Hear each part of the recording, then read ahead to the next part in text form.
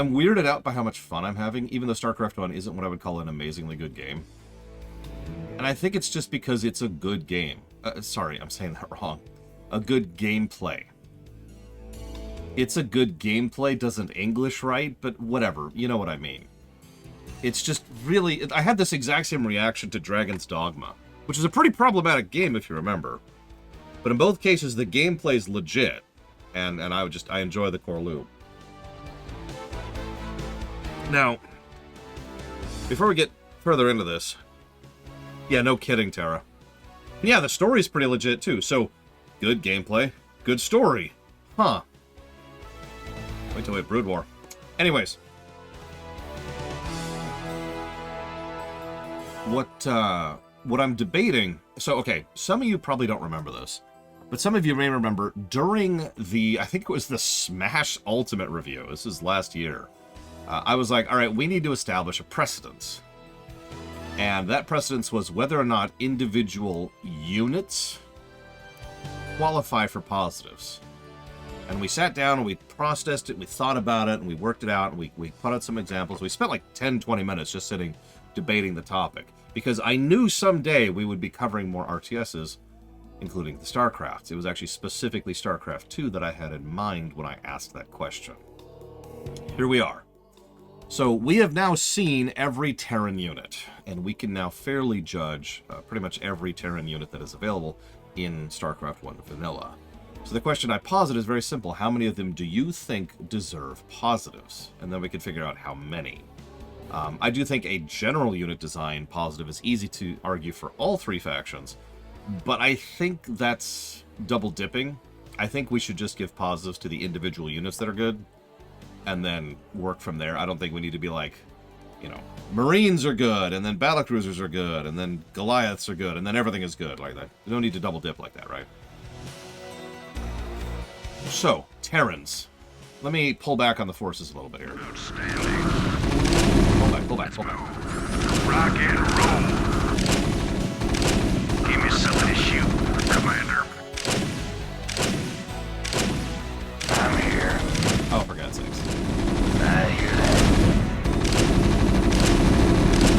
Never know what We might have to move on. See, what we might do is not quite double dip, if that makes any sense. Let's see if the mission ends. Call the shot. Okay, the mission didn't end. Perfect. So yeah, the question is, let's look at the units roster for just a second. This is pure gameplay. Nobody cares about story. Nobody cares about story. So we've got the workers. Complete wash on that. Marines. Marines are quick, cheap, easy, ranged, upgradable to be surprisingly good, and I don't think we can argue for stutter stepping, so I'm going to ignore that for a second.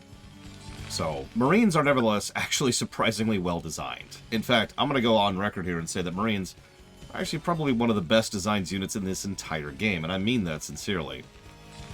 I know that's weird to say that, but they are so vanilla that they kind of fall into the Rainer category, right? I've said this before and I'll say this again. Designing something that is basic and good is actually harder than designing something that is asymmetrical and good. So, Marines, good. Firebats, not so much. The idea of a Firebat is great. The implementation is not. The StarCraft 2 Firebats will blow these completely out of the water. Firebats are not insubstantially more expensive. Why would I care what an esports person has to say about this? We're talking from a review perspective and a PvE perspective, which an esports person has probably never even played the campaign of this game. So, Firebats. Yeah, Firebats are good at killing Zerglings, and honestly, that's kinda it. They don't have the range they need. The extra Vespene Geyser requirement makes it so that you have to go up an entirely separate amount of resource, infrastructure, and teching just to gain access to them. And their upgrades are kind of lackluster. I should probably mention that the Marine upgrades are actually really useful. There's two. One which I don't use, Look, I'm happy for them that they make money, Frisco-born. It's just, they're disgusting and terrible and deserve to die. All right, now then. I'm joking. But really, they have nothing to do with anything here. So the Marine get 2 upgrades. There's obviously just armor upgrades and weapon upgrades. Your forces are under attack. Really?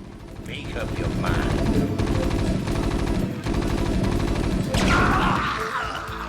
Anyways, Marines get 2 upgrades. One of which increases their range, which is actually kind of a game changer. And legitimately makes Marines even better than they already were. And the other upgrade is, of course, the stim pack. Even though I prefer not to use stims, the fact of the matter is stims are extremely useful. Stims cost a fairly small amount of health on a unit that isn't really going to be living all that long anyways, and gives them a substantial attack speed buff. So that turns Marines into chipper shredders. Especially since, again, low food cost and low food cost, low time cost, and low resource cost. It is easy to throughput Marines very quickly. The problem here is that Marines are arguably too good. They are, let's be clear, the best Terran unit. I don't actually mean that facetiously. They really are. As I'm kind of demonstrating, because what do the Firebats get? Well, let's see, hang on. They get stim packs. Yeah, anyway, so Firebats suck. Firebats are definitely not positive worthy. Ghosts. So here's the weird thing. Ghosts are actually overpowered, while simultaneously being under-designed. They are pretty cheap in minerals, way too expensive in Vespene, and Vespene, it's worth noting, is our bottleneck resource. There's only a finite amount, even if you were super optimal, there's only a finite amount of Vespene, so you're wasting a very valuable resource in getting a Ghost. They don't cost much food, but they do take a bit of time to train. Their range is nice, their damage sucks. They even a full mass group of Ghosts just can't do jack in terms of DPS, even compared to something as basic as, again, Marines. So all of that sucks. But that's not the point of the Ghost. The point of the Ghost is to be a caster. So, well, Call the shot. that's the problem with the Ghosts. First of all, they have Cloak. I prefer the way that StarCraft 2 approaches cloaking pretty much top to bottom. I'm curious of your thoughts on this, Terra, because I know you know StarCraft 2 better than I do. But I think that StarCraft 1's Cloak is extremely one-trick pony. It is either overpowered or completely useless and nothing in between. So that Cloak can be really, really nice, or is just a waste of everything. You also have to research the Cloak. There's also, of course, Lockdown. We've already talked about Lockdown. Lockdown is bonkers. Way overpowered, to the point of ludicrousness. Battle cruisers and carriers are nothing compared to a proper Terran Ghost who's being microed. And of course they have access to nukes, which functionally is part of the Ghost design. But once again, you notice how there's a lot of buildup and setup for relatively low payoff. They cost a lot. You have to go fairly far up the tech tree. You need, let's see, so you would need to get barracks, and then barracks, factory. I forget if science requires starport or not, but science or starport, and then science. And then get the add-on, and then you have access to Ghost and their freaking abilities. That's pretty far up the tech tree. In fact, that is almost at the very top of the tech tree just to gain access to these guys. So, a little bit over-designed, a little bit over-nerfed, despite the fact that they're also overpowered. I don't think Ghosts are very well designed, is what I'm trying to get at here. I agree with that, Terra. I'm with you on that. So Ghosts aren't great. Firebats are kind of useless. Yeah, so that moves us on to, I guess, the factory. So let's find... I have a factory here. So Vultures. Vultures are junk. No, exactly. Yeah, no, Ghosts are undesigned. Ghosts should be either more or less one of the two.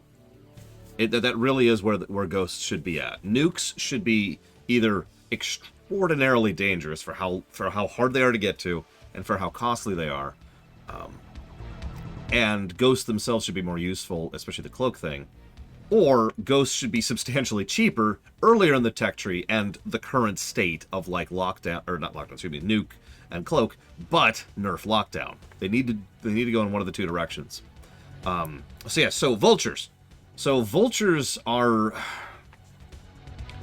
they're not great. A vulture is worse than a marine in almost every way, other than the fact that they're a hoverer, which bypasses the mines and their move speed, none of which really makes them better than a marine in almost every fight. They are a little situational, but they also cost a little bit more minerals, not too much more, but they also cost double the food. So that's not great. The vulture mines are neat, except for the fact that vulture mines are, they don't reload. Once you have spent a vulture's mines, they're gone, and that vulture cannot put any more mines out. I think some kind of like carrier mechanic or a reaver mechanic where you could spend minerals to build more mines would actually salvage the vulture by itself. Probably make that pretty expensive, all things considered, because vulture mines are pretty strong. But I do think that, as is, the vultures are, once again, kind of like the ghosts, a little bit too elongated in their design. So then we have Goliaths.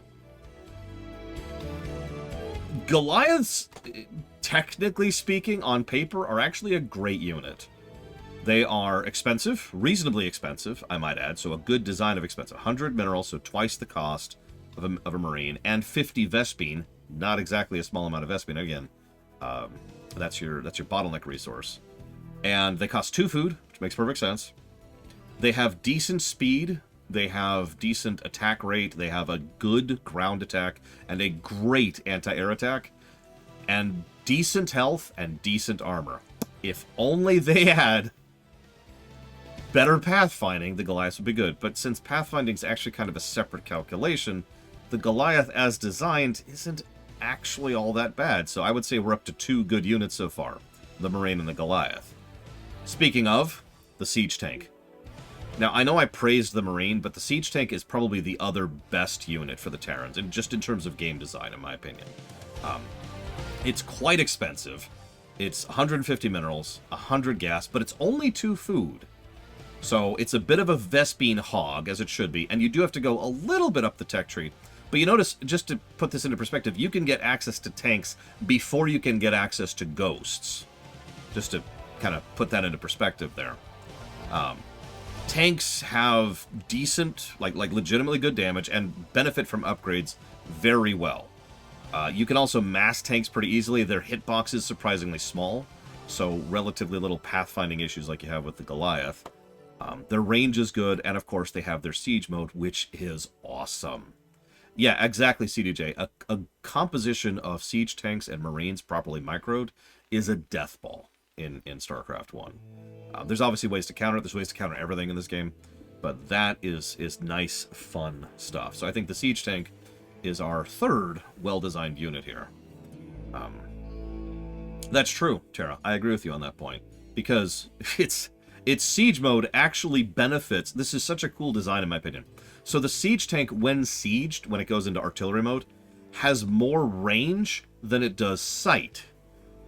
Now, you might think, well, that's stupid, but no, that makes perfect sense, because it means they benefit from a spotter. Whether it's from a scan, you know, using the comm scanner, or actually just sending out a ghost, or a marine, or a frickin' science vessel, or whatever the hell you want to, having a spotter is a great strategy to increase the overall effectiveness of your siege tanks. Or even a vulture. It is a legitimate artillery unit that still functions as a great glass cannon. And the fact that it's a glass cannon helps prevent it from being overpowered. But it's not underpowered because it's properly balanced and still useful in multiple scenarios. Tanks are great. Love siege tanks. Love siege tanks. Bunkers with marines, maybe like 1 firebat on each, and siege tanks, you got a solid line there. Get some turrets, pretty much just to see cloakers, and you're good. So we're up to 3 legitimately well-designed units. Good stuff. We're almost done, because all we've got left is the starport at this point. So Wraiths. Here's the paradox of air units in this game. I really feel, I have no evidence of this, but I really feel like they were so scared of the air units of Warcraft 2, which if you've played Warcraft 2, you know that air units were bonkers in Warcraft 2. There were only two. There was one on each side. There was the frickin' Dragon Riders, the Red Dragons, and then there was the Wyverns, the Griffin Riders. That was it, but they were both overpowered as hell. And so I really feel like they pulled back hard for StarCraft. And this fits Blizzard's overall approach. While I praise Blizzard plenty, they are the kings of overcompensating. So, air units are best in StarCraft 1 against other air units. Yeah, they did. They did AoE line damage, which was just insanity. I'm getting a weird mood to play Warcraft 2. Your forces Whoa, whoa, are whoa. under attack. Where did you come from? Ghost reporting. So not only are there not that many air units in StarCraft, but the Wraith and the Scout both honestly kind of suck. They are best at taking out other air. Having said that, I do think the Wraith isn't badly designed. I just think it's niche to the point of, you know, you build one as part of a unit comp, which can work. A Wraith is actually a pretty good Scout, ironically, just like a Scout is. But a Wraith has the Cloak, obviously, and can be a good frontline defense or a spotter for a tank, or something to back up your units in case you need some kind of anti-air, like with a tank group, right? All of that lines up with one big problem. Wraiths are expensive as hell. They're 150 minerals and 100 Vespene. That is not cheap.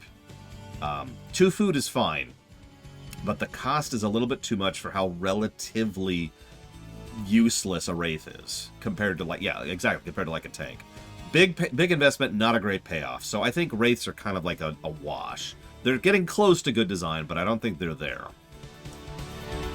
Now, dropships are weird, because there's not much to say about a dropship.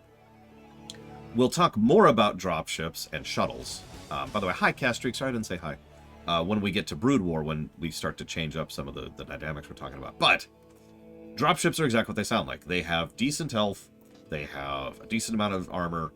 They're dropships. They can hold 8 units. And like I said, there's some interplay between... What? Make up your mind. There's some interplay between how many, just, what? About time. Hang on, my building here is getting a massage, apparently. Base is under attack. Orders received. Affirmative. Yeah, apparently I need to just build a missile battery over here, just to deal with this. Well, Reporting for duty. Yes, sir.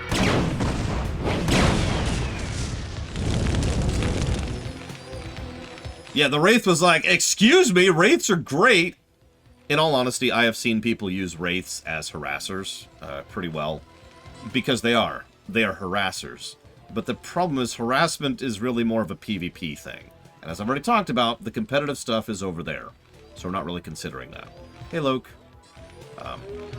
I just wanted to mention it for the sake of completion, because Wraiths are actually... I've seen people do some absolutely stupid things with Wraith Micro in PvP. Anyways. So dropships are okay, but as Von Falkenstein points out, dropships are so locked into a corner and are too expensive for what they're kind of going for. Let me use a parallel here. You ever play Stellaris? Well, in Stellaris, you can have all kinds of different ships. There's different classification ships, there's different sizes. You can customize your configuration, you can research new tech and equipment and all kinds of stuff, and it's great. And then there's transports, which are transports. You need transports in order to go and actually take planets, which is kind of a major function of warfare. But transports are just transports, and they will either die or melt in seconds to anything, because they have absolutely no defenses. So you kind of need to move them with your main group, which is its own variety of irritating. And if you ever aren't completely, like... There's a term for that. You have to be a helicopter parent around your transports. Which brings me right back to dropships. I feel like the dropships should have something going on for them. Because, yeah, the idea here... Yeah, exactly, they don't move the same speed as your fleet. The idea here is that dropships are fine, but they kind of need some kind of escort, which is a fine idea, until you realize that there's not really anything to escort them here. Babysit, that was actually the word I was looking for.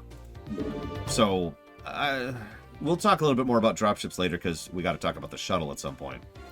I'm just going to leave that at the side for now, but that's definitely not a positive, which leads us to the science vessel. Once again, the science vessel has the same problem that all casters have. They are either overpowered or junk, or in many cases, both. Now, the science vessel has pretty decent health, a decent monotank, and has access to 3 abilities, all of which are useful. There's the defense matrix, which just basically points at someone and say, you get to live for a few seconds longer, against pretty much anything. Like, that's a nice big bubble that it gives them. There's Irradiate, which is, I want this cloud of organics to die, which is useful against all 3 factions, by the way, but especially against the Zerg. And then they've got the EMP, which is death to the Protoss, because it just gets rid of their shields, and also can nuke the mana of enemy casters. Now the catch is, science vessels are expensive as hell. 100 minerals is whatever. 225 Vespene is bonkers. That is a huge chunk of Vespene. Even at optimal catch ratio, that's...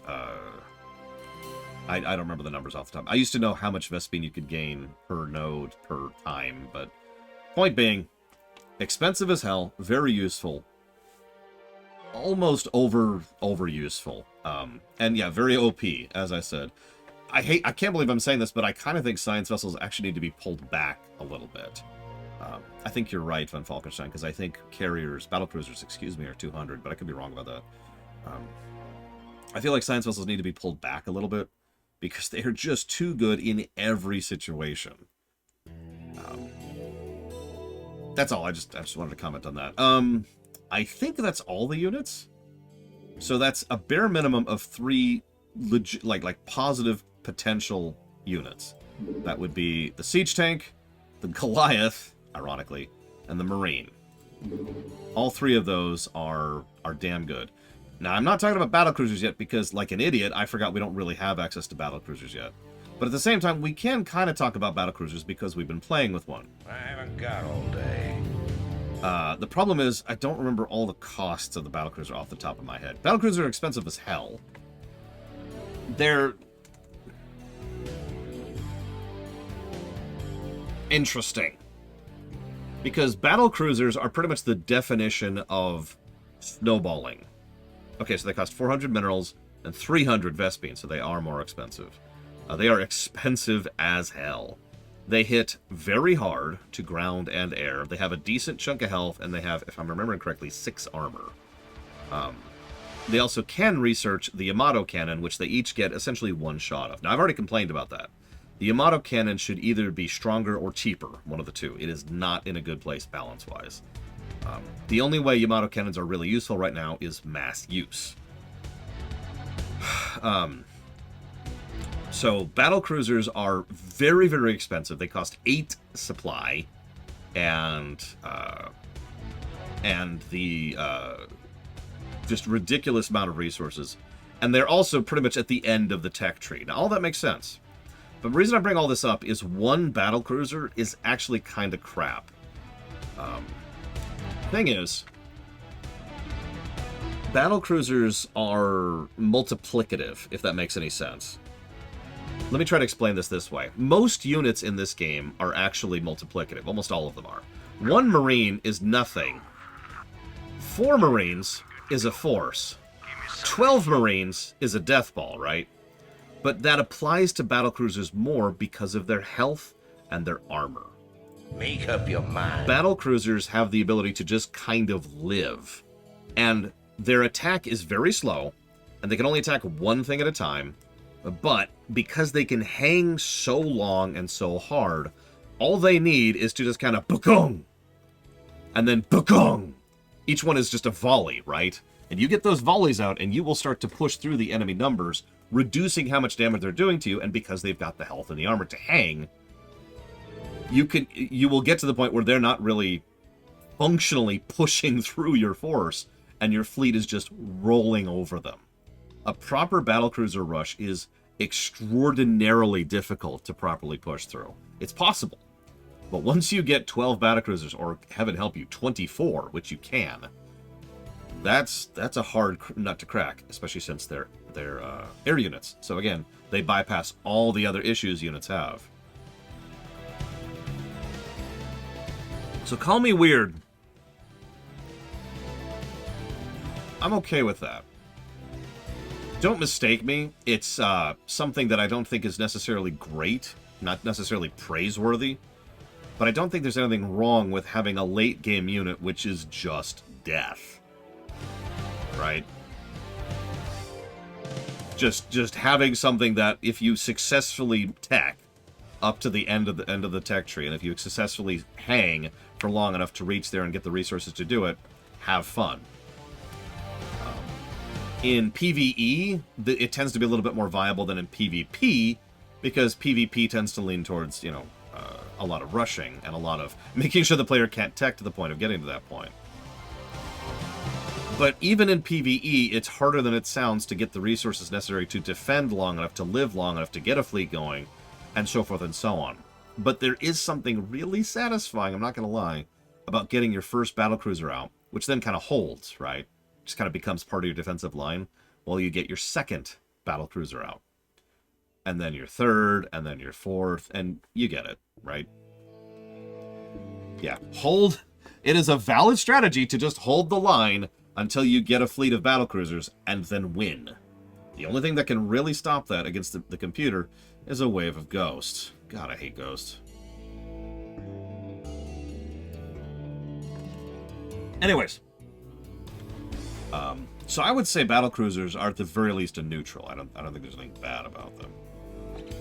Yeah, we're going to see that in just a few minutes here, Hephaestus. So here's my thoughts. I'm thinking triple positive, and then double positive. 2 for general, because there's other things that we haven't talked about yet, and then 3 for the specific units, which I think are legitimately well-designed units. Thoughts? Now, you're probably thinking, well, what else have you talked about? Well, I mean, there's like stuff like the SCVs, but there's also the fact that the buildings can do things like this. Kind of roam around like this. Like, this is part of what we're talking about in terms of unit design. The way they do supplies with the supply depots, which actually have a fairly decent amount of health and can be used as walls, as many people have talked about. That's what I just said, Walker.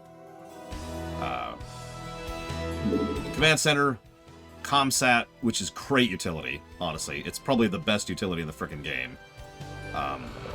Average upgrades, good upgrades, the very concept of having the detachable kit thing, all that kind of stuff, right? So all of that stuff, I think, is an easy double positive just for the Terrans. And then, yeah. Now, do we think any of the Terran units are worthy of a negative?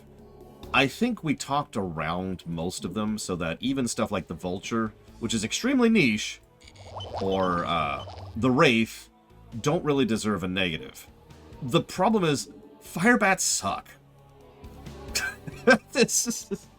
They're just not good. They are kind of a waste. Do we think Firebats are bad enough to deserve a negative?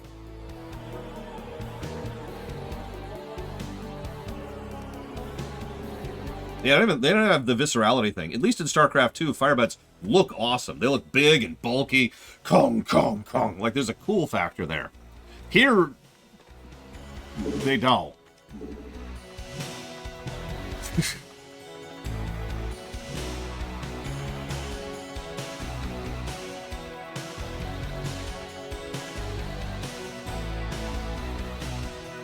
Need a light? Like, look at them. That's it. That's it. Yes. They're red Marines. Naturally. Slamming. Well, admittedly, this whole unit side calculation thing, we're going to have to do it again when we get to Brood War, because Brood War doesn't just add new units, it adds new upgrades, and that really changes the dynamic a lot. So we're going to have to kind of do another run-through when we get there. So...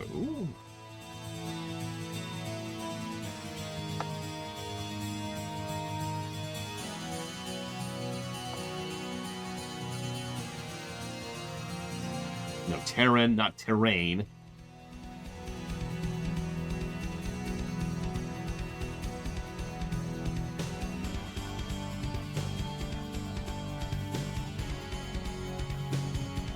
We will be counting Brood War as part of Starcraft, as we do with all such expansions. You know what? I'm going to disagree with myself.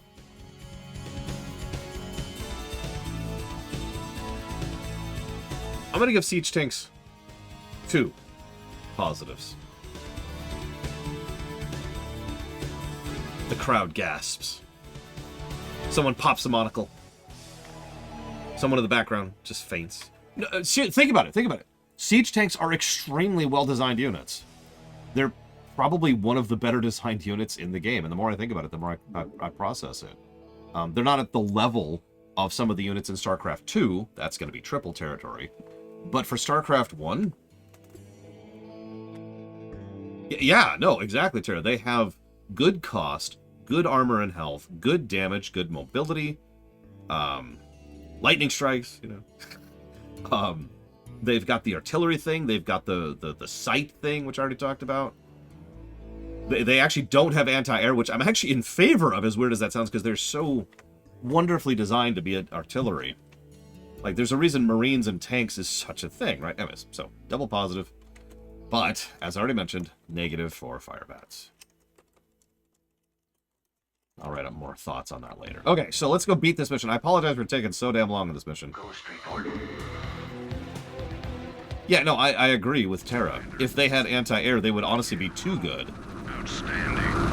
Jacked up. Even the battlecruiser, which is arguably like a super unit, isn't like that good because of the tremendous cost in both time, resources, and tech that's required to even reach it. That's true. Their shots also instantly hit. I didn't even think about that, but you're absolutely right.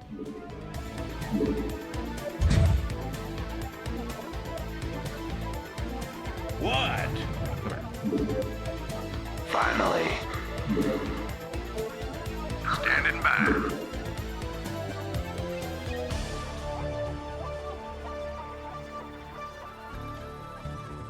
Call the shot. Make up your mind. Your forces are under Somebody attack. shoot.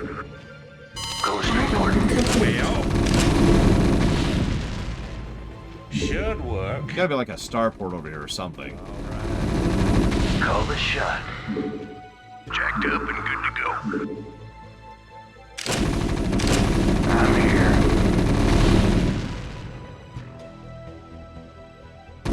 I hear that. Maybe? Oh god. Is it up there? Where are you, enemy? Oh yeah, so I'm gonna give a general negative to this. Jacked up and good to go. Because we've actually run into this exact problem before with RTSs. It's called kill-all missions. Make up your mind. Kill-all missions suck. And this is pretty much why. Rock and roll.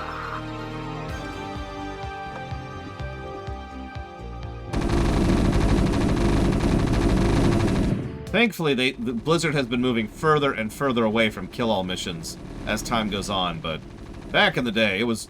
I mean, Warcraft 2 was pretty much all kill-all missions, right? With very few exceptions. In fact, fun story, killing all, in many cases, will actually win the mission even when it shouldn't. Like, you could skip doing objectives if you somehow kill everything in a map. Because killing all is just a generic victory trigger. Oh god, I have so many bad memories of searching for that one last starport. Give me something to shoot. By someone who's just waiting for you to quit, so they don't, you know, like, have to take the loss. Jackasses. Go, go, go. Call the shot. So yeah, the starport down here we already knocked over. We did that pretty early, actually. Hey, there you are. You said it was 12 o'clock. You lied to me! Should work. Interesting, Terra. I look forward to it.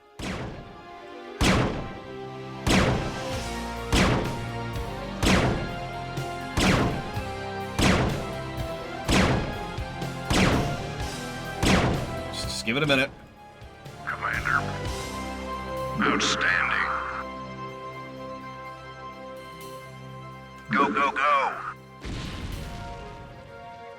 We done? This is Duke. Hey. Emitters are secured and online. Who authorized the use of psi emitters? I did, Lieutenant. What? The Confederates on Antigua were bad enough, but now you're going to use the Zerg against an entire planet? This is insane. She's right, man. Think this through. I have thought it through. Believe me. You all have your orders. Carry them out. Cool. Well, whatever. That's morally questionable, but at least it's understandable.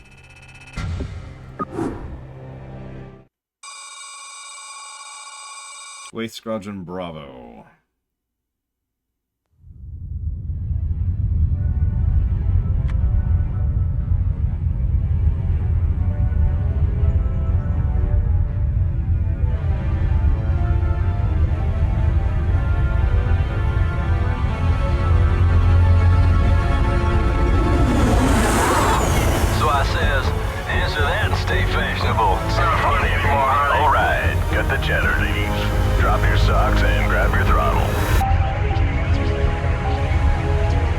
For the Confederate... Wait.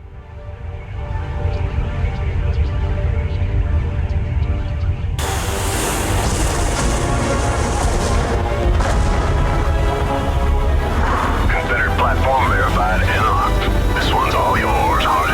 Yeah! Like a beacon, the combined power of the psi emitters reached out to the far corners of the Terran sector, luring billions of Zerg to the capital world of Tarsonis. The Zerg, overrunning the Confederacy's best defenses, proceeded to lay waste to Tarsonis' major cities and industrial centers.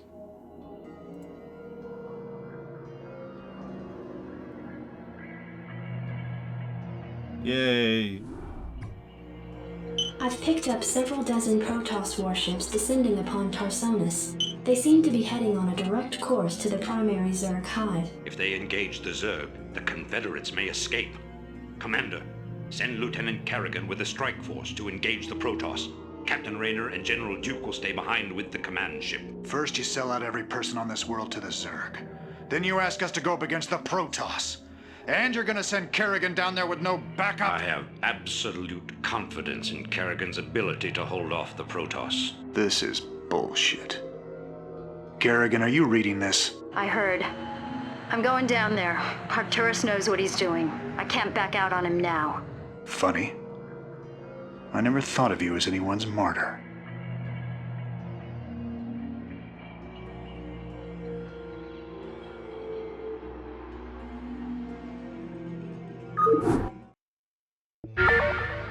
Sounds, I mean, I know what you mean when you say variant factions, but it sounds like a cool idea.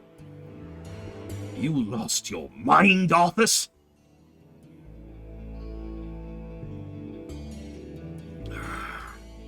Yes, it was, actually, Loner. These are, in fact, the original voice clips. Ask me how I know. So one time, when I was a kid, you probably know I've been working in audio design since the 90s.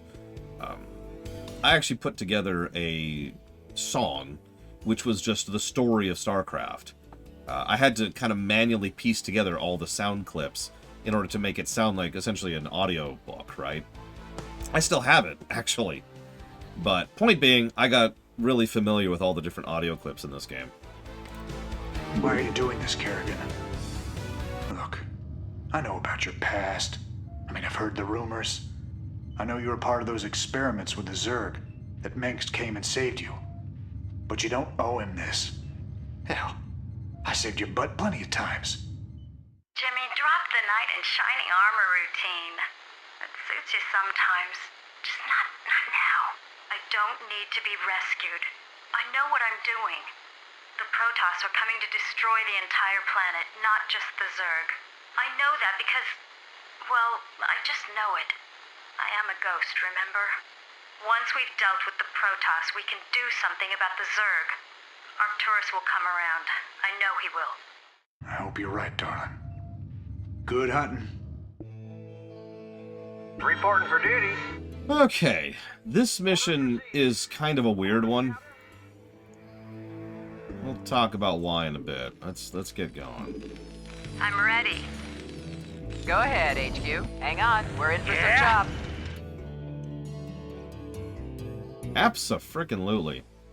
What are you Raynor would be a catch for most people. SCV good to go, sir. Especially someone like Kerrigan, who needs someone that reliable, honest, decent, and generally good in her life.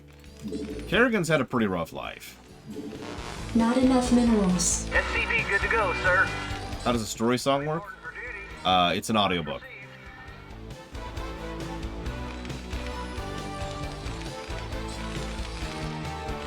Standing by. SCV Go, good go, to go, go. sir. Let's move. Like, she's had a completely normal, completely average, everything's fine. Nothing bad has ever happened to this woman ever life. Is that better? SCV good It'd to be go, a sir. pleasure. Thinking the same thing. Is there something worse than the Ghost program? Gotcha. I mean, yeah. Thinking the same thing. Although I'm not sure there is in this setting. That's valid. Reporting for duty.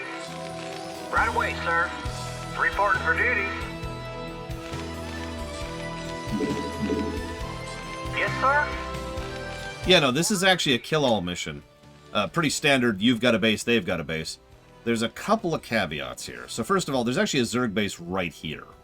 SCV good We're to supposed to not damage it. In fact, I believe it being destroyed is a lose condition. Don't quote me on that. go. Orders, Captain. Second of all, God, the Spectre program. Second of all, this is our first real poke at the Protoss. Affirmative. Now, if you've been paying attention, we fought against nothing, Zerg, Terrans, Zerg, Terrans, Zerg, Terrans. I think I missed something in there, but the point is, Terrans and Zerg. That's a good point, I could just check here. All Zerg buildings must survive, there you go. Now we're fighting Protoss, first time. Which is great for several reasons. Obviously, it's a narrative thing.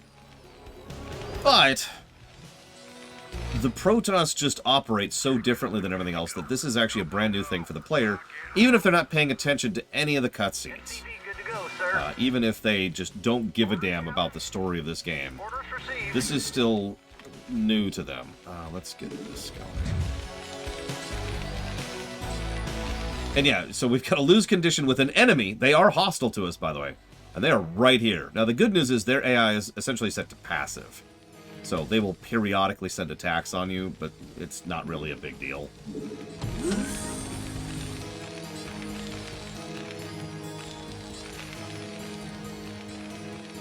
I don't Something on your mind? No problem.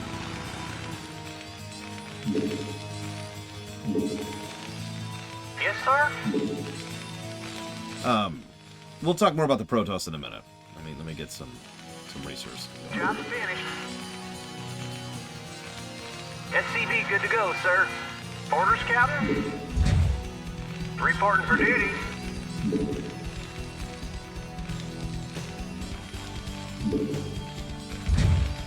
SCV good to go, sir. Yeah, we're also kind of shoved into a corner here a little bit. SCV good to go, sir. Oh yeah, if you attack, there'll be this clip that Mengs says where he says, "Be cool, Commander. Remember the plan." In fact, hang on, let's see if we can get that really quick. Something on your mind? I dig. Yeah, I'm going. Oh, is that it? All right, let's wax these critters. Stay cool, Commander. Remember the plan. The Zerg are to remain unharmed. There you go. I read you. So, go scout. Go do what you're supposed to do, Mr. I read you. Vulture.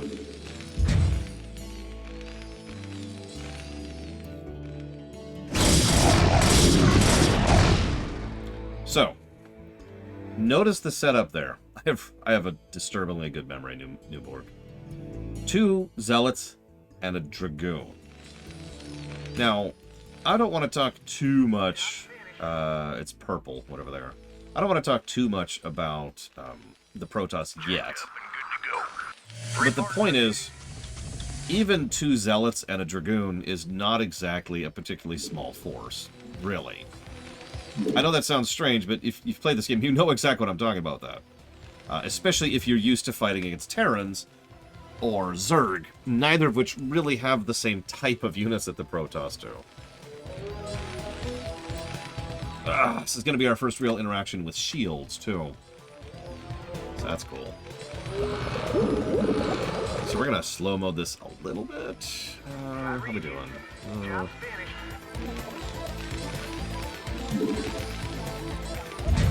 Orders received. Affirmative. Orders, Captain?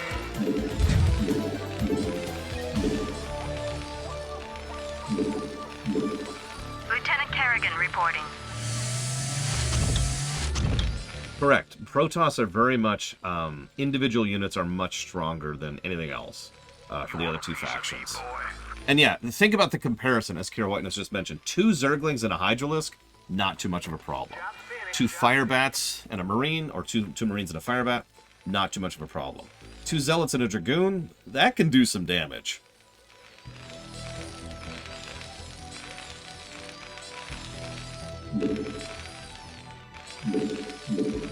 The funny thing about the Protoss is we won't see a lot from the Protoss' perspective until we suddenly start playing as them.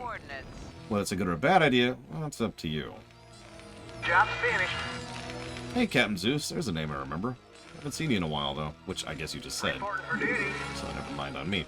Let's get this going right there. So we're gonna boring mode this.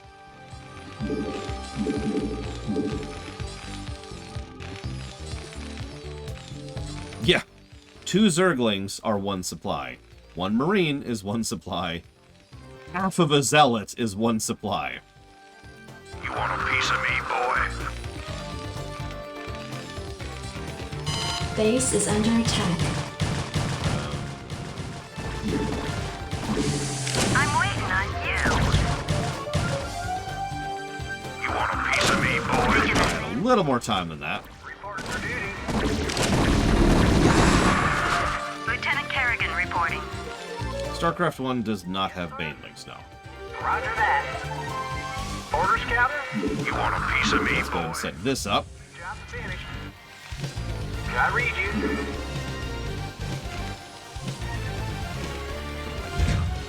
Affirmative. Yeah, we do have the infested Terrans, which suck. You We'll want a piece talk of me, about boy? that later. Job's finished. I don't think the Queens have broodlings on missions with hero units. Have a good class, Tarsonis, or else. Reporting for duty. You want a piece of me, boy? Job's finished. Standing by. Upgrade Commander. complete. Go, go, go. This is StarCraft 1, yes.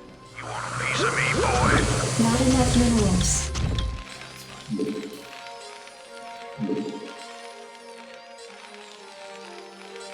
Broodlings, are they from Brood War? You know, I don't remember. Want a piece of No, me, no, they're not. They're not. And I know this for the stupidest possible reason. It's because a deathless run that Giant Grat Games did of StarCraft 1 Vanilla specifically, he refused to use queens because the broodlings would count as a death. I read you. We are 2 missions from the end of the Terran campaign, Captain Zeus. We're right about at the end of the initial campaign.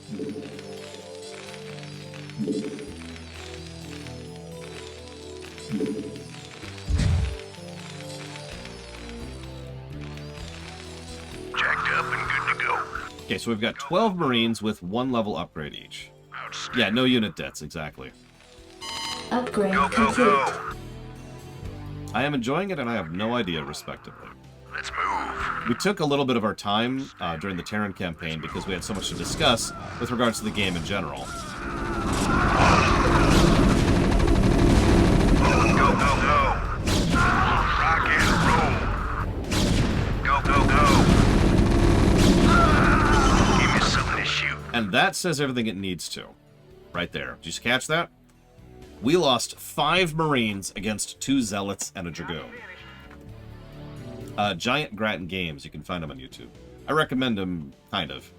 He does some good stuff.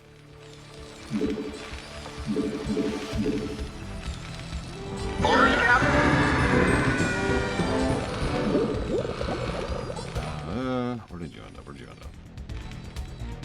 So you notice, so a couple other limits here.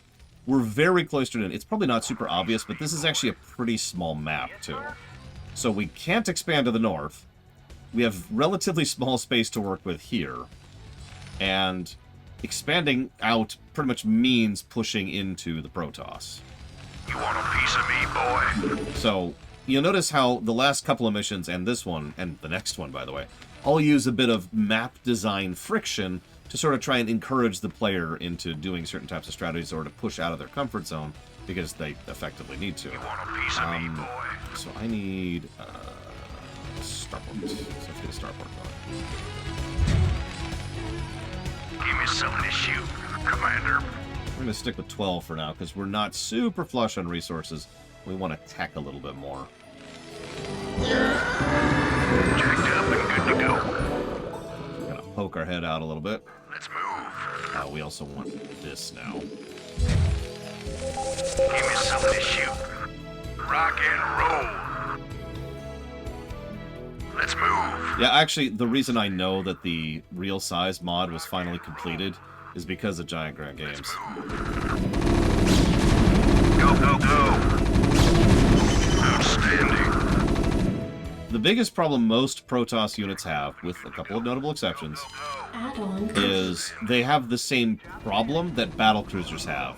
Rock and roll. One Zealot isn't actually all that much of a force. One Dragoon isn't that much of a force. Give me something But to shoot. because of their shields and their durability, they are very multiplicative on each other. Reporting for duty. So, you know, 2 Zealots is much more of a problem. 3 Zealots is much more of a problem, and so forth and so on. Orders, Captain? Standing by. Rock and roll. Outstanding. Go, go, go. Let's move. Go, go, go. Let's move. Go, go, go. Standing by. Let's move. They did heavily nerf Zealots in 2, but I think they're actually better designed overall over there. Oh yeah, in lore, Zealots don't die, too. Although that's Job's finished. only really true at the beginning of the franchise. That becomes less true the more time goes on. Upgrade complete. Good to go. Like, by the time of the end of, say, vanilla Starcraft or the beginning of Brood War, yeah.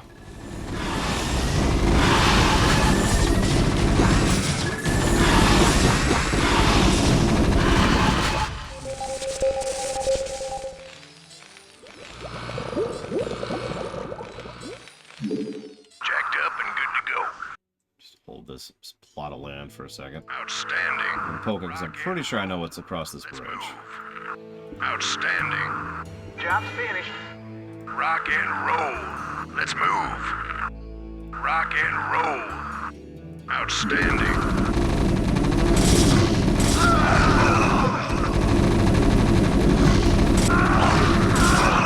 Rock and So to talk about it very, very simply, shields, hi Dequack, shields are an extra health bar that regenerates over time. go. There's also abilities and buildings that can help either buff the shields or refill the shields or whatever. Shields are exactly as mean as they sound. Shields are, however, weak to things like EMP blasts, which we've already talked about. Reporting for duty. Yes, sir? Yeah, it regens at a decent pace. In fact, I could be wrong about this, but I believe it regens faster than Zerg health regens. Well, correct me if I'm wrong there. And properly 3-tier shields are mean on anything, even a basic Zealot. Like fully upgraded shields. Standing by.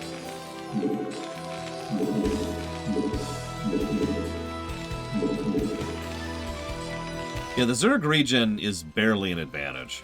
It only really matters for defense. Job. Even then, eh. Orders, You want Captain? a piece of me, boy? Lean into this a little bit. I read you. Orders received. You You want a piece of me, boy?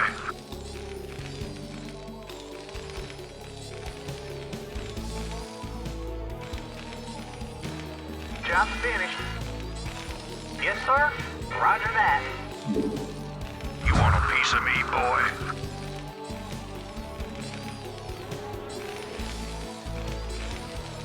Yeah, there are a few times where the Zerg region is worth a damn, but it's honestly pretty situational. You want a piece of me, boy? We'll talk more about Zerg units Give me something to shoot. later. Okay, so there's our first base, right down there. We've actually reached all the way to it. I don't think we're really ready to take it out yet. Will be soon. Since we have a little bit of more breathing room, let's go ahead and use it.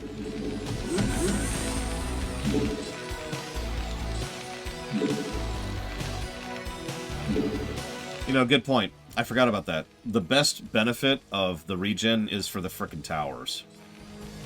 Job's finished. No joke. I read you. Upgrade complete. We could battlecruiser this mission, but isn't the next mission? It's actually funny. This is the best mission to do battlecruisers on, in terms of just unit composition. But think about how extraordinarily limited our resource pool is. We could probably eventually get to battlecruisers if we wanted to, but we pretty much have to knock over a base to get to that point. You know another quality of life feature I like about StarCraft 2? I could land my building right here, and Unacceptable landing zone. and it'll just move the troops out of the way. Like, smartly. I love StarCraft 2 so much. Go, go, go! I hope people aren't expecting me to bash StarCraft 2 when we get there, because that's not what's going to happen. Job's finished. Base is under attack.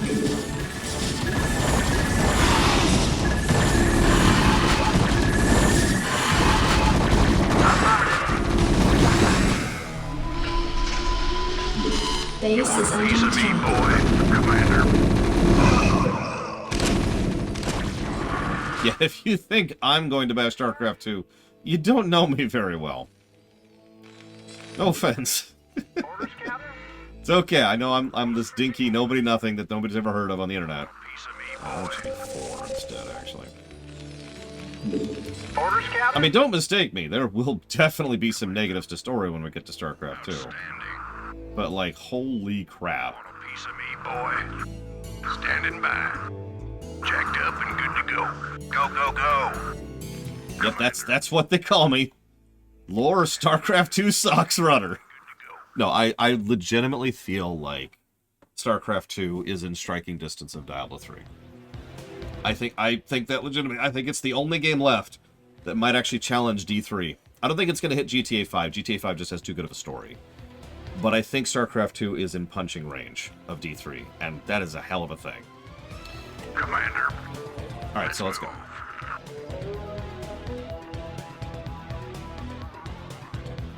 Give me something to shoot. Bridges. Am I right?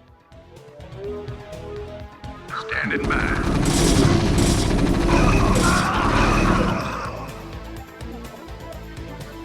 I mean, Give me something to shoot. StarCraft 2 is almost assuredly going to be the kind of game where every single level gets multiple positives. Commander. Go, go, go! So, we don't know how pylons work yet. So we don't really know what we can do with this layout. Commander, give me something to But shoot. the enemy base layout is actually interesting, because they kind of went out of their way to not really double up on pylons too much. Standing by. Or, I'm sorry, the exact opposite of that. They doubled up on pylons a lot. That's what I meant to say.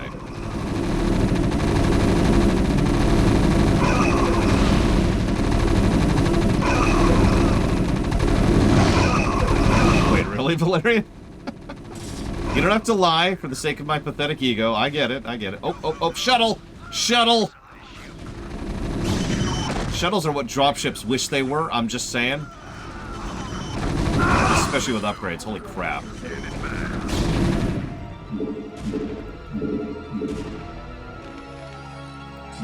You know, that's an interesting question. Fun fact, I, of course, read the manual. I know a lot of things about this game, including how pylons worked. In fact, I was one of the people who was like, oh my god, Mengsk, you're an idiot. Because he has that line where he's like, oh my god, maybe the Zerg are a Confederate thing. And I'm like, no, of course they aren't. They're an ancient and powerful Doom Force. But we're kind of ignoring that for the sake of this review. Because this is a review of the game. Not the manual.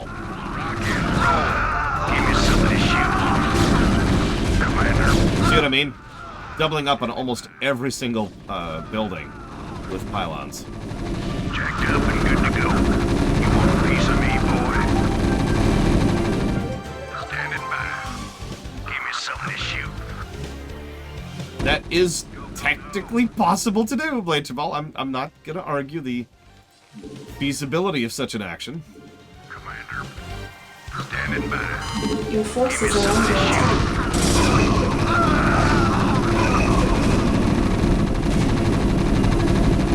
Go, go, go.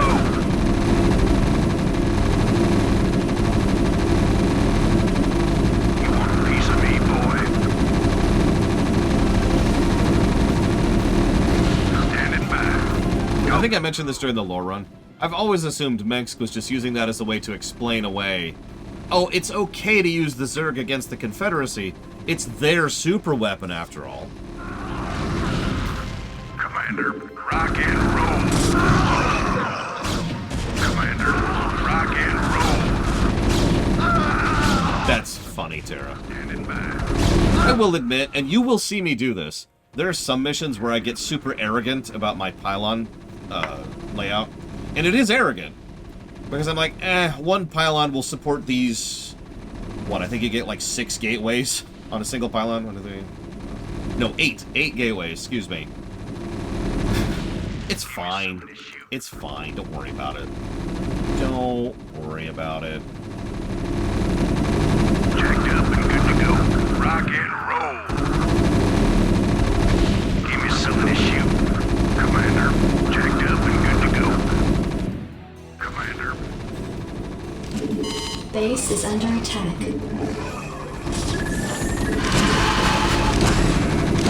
Oh, hey, an Ultralisk.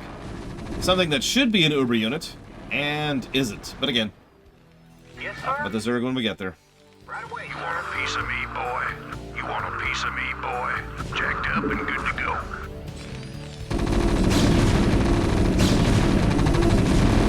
Right away, sir. Yes, sir. Give me something to shoot. Based on... So, lore, for a second. Want a piece of me, boy? Based on what we know from the books and the backstory, Mengsk absolutely knew that the Zerg were not a Confederate weapon. Standing by. Go, go, go. Let's move. He might not have known what they really were. In fact, I would argue that nobody knew what they really were. But he knew they were not a Confederate weapon. He just knew they were like, what the hell is this crap? And we're trying to figure out what was going on with them. Okay, that's what I thought. Just double checking something. Sorry. Outstanding. Commander.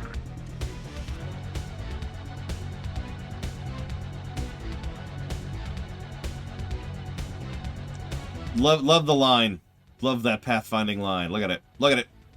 What's really funny, I don't remember the math about this, but people who are better at programming than me can explain this. It's corners. The reason they do this line thing is because corners. Because the pathfinding is calculating the fastest possible route to reach the destination, which is always going to be like right up against the edge of going from corner to corner, right? So it's always going to push the units over there, and then they're going to, well, 2 units can't take the corner at the same time, so 1 unit has to go first, and you get a line. Age of Empires 2, when did Age of Empires 2 come out? Because I know I played it in high school, but that's 4 years, so... Give me something to shoot. Outstanding. It's a bit of a reach, a bit of a brand reach there. Let's do this. Standing by. Outstanding. I read you. Commander. 99. It was later. I was just curious because Age of Empires 2 actually had pretty decent formation design. StarCraft 2 also has formation design. Go and go for it.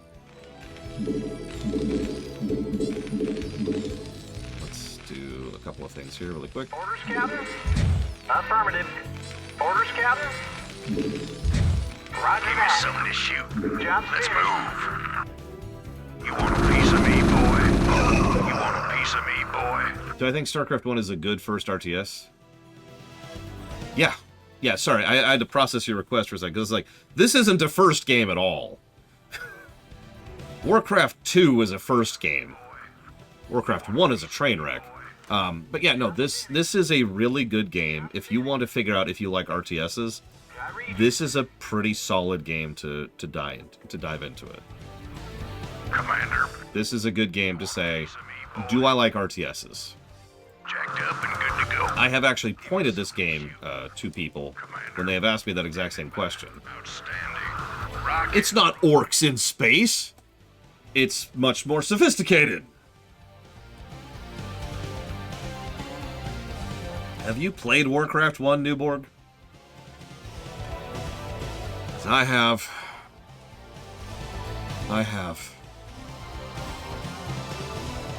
Oh, right, so. Outstanding. So far, the remaster is... How do you enjoy that game? Okay, so I'm not gonna question it. Everyone likes different things. I'm cool with variety of opinion. Even if they like coffee. Because coffee is disgusting, but that's okay, because people like it. We're cool. Everything's cool. Yeah, no, this is... I honestly think this is the seminal RTS. I mean that with sincerity. It's not the best. It's not the most unique. It doesn't have the best campaign. It doesn't have the best quality of life features. It doesn't have the best faction variety. But if you want to know what an RTS is, this is it right here. This is great. This is what an RTS is. Give me something to So shoot. yeah, I absolutely stand by that statement.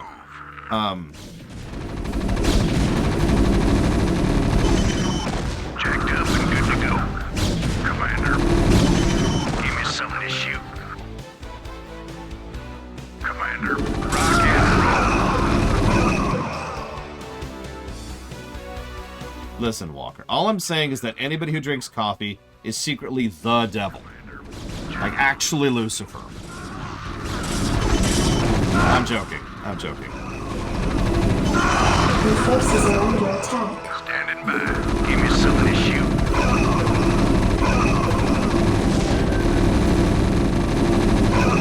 Ah! Friendship points lost, Talia said. Outstanding.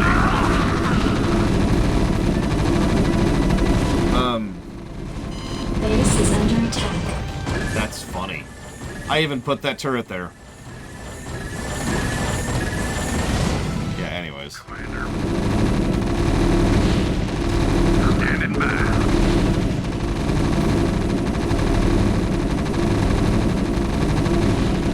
Give me something to shoot. Commander.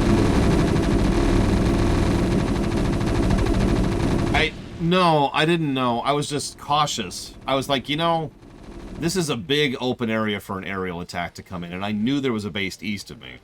Standing by. You know what? Give me something to shoot. Your Commander. forces are under attack. Standing by. Give me something to shoot.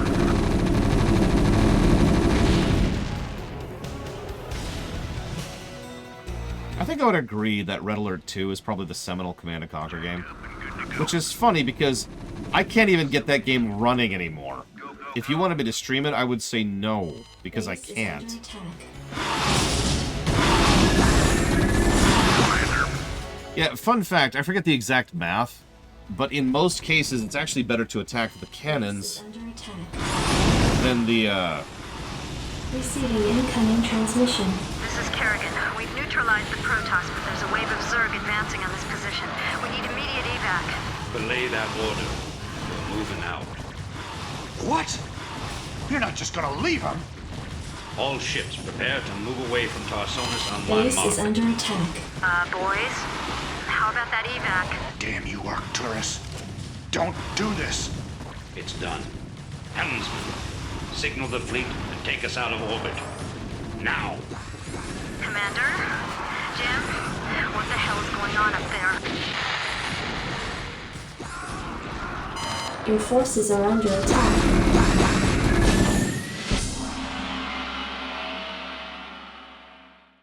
We won.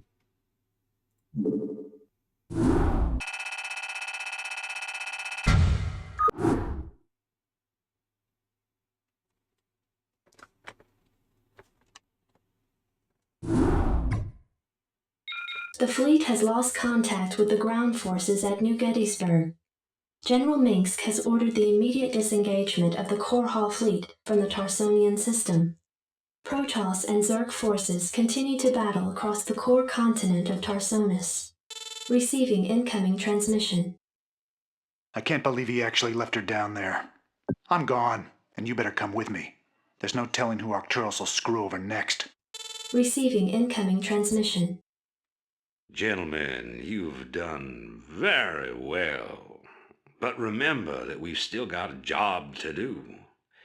The seeds of a new empire have been sown, and if we hope to reap... To hell with you! You're making a terrible mistake. Don't even think to cross me. I have sacrificed too much to let this fall apart. You mean like you sacrificed Kerrigan? You'll regret that.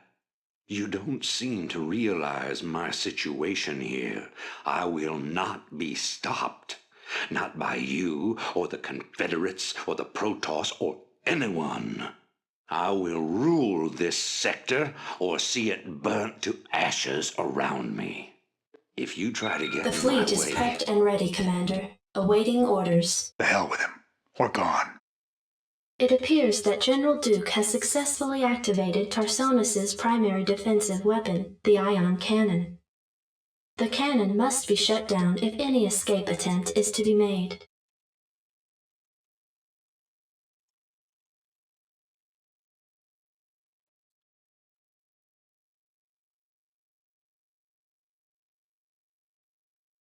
I'm not sure I understand your question, Loke, to be completely honest with you.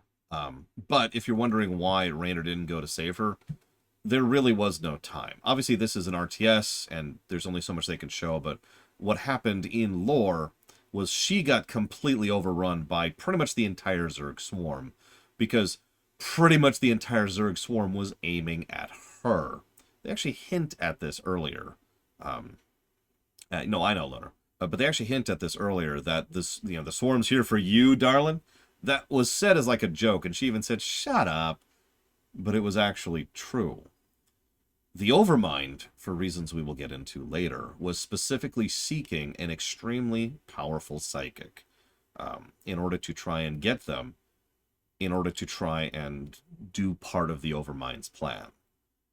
There was no rescuing Kerrigan from this. The moment she was out and about, the moment the Overmind figured out where she was, Raynor going down would have just led to him dying as he threw himself at the wall of death that was coming down for her.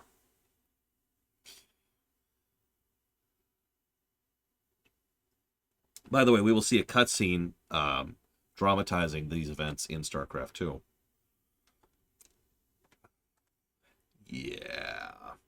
Anyways. So, yeah, no, this was kind of a foregone conclusion. Yeah, also, they're tracking her mind, not her side. Cloaking isn't going to help anything here. Do I think Mengsk made the right choice here? That's a fascinating question. Let's be clear. From what Mengsk knew at the time, Mengsk made the wrong call here. He sacrificed a loyal and powerful ally for personal and selfish reasons. One last chance to get revenge against the woman who killed his family. And that was it. That's honestly Mengsk in a nutshell. He is brilliant, driven, intelligent, charismatic, and honestly pretty long-term thinking. Mengsk has been able to punch way above his weight class for years because he is, I've said this for a long time, functionally a PC. He operates as most PCs do. He's the Kratos, right? Or the Doom guy. But He also is actually a decent ruler. But he has his blind spots. He has really big blind spots. He can't help but gloat. He can't help but rub it in. And he takes things very personally. So let's make this very clear. For those of you who have not seen the lore run, spoilers, Mengsk, so Kerrigan killed his family, but isn't even aware that she did it, right? She was a ghost. And for those of you who don't know, the Confederacy Ghost program is messed up. It's pure on brainwashing, you know, like you're not even a human kind of crap, right? You're programmed, you take your orders, you go do stuff, your memories get wiped. It's messed. It's extremely horrific. So she doesn't know she did that, okay? Yeah, like the Winter Soldier from the MCU. Perfect example, Zach Taft. So he murdered her, left her to die, out of such a petty sense of revenge against someone who never knowingly caused him any such harm. That's the level of he has to rub it in that Mengsk has. Like I said, he takes things way too personally. It's actually something I like about Mengsk. It would be easy for Mengsk to be too good of a villain, too effective, too pragmatic, too intelligent. But no, he's pretty flawed. And it is going to get him in some trouble in the future. We'll get to that in a minute, Blade Jamal. But here's the deal. You asked me, did he make the right call?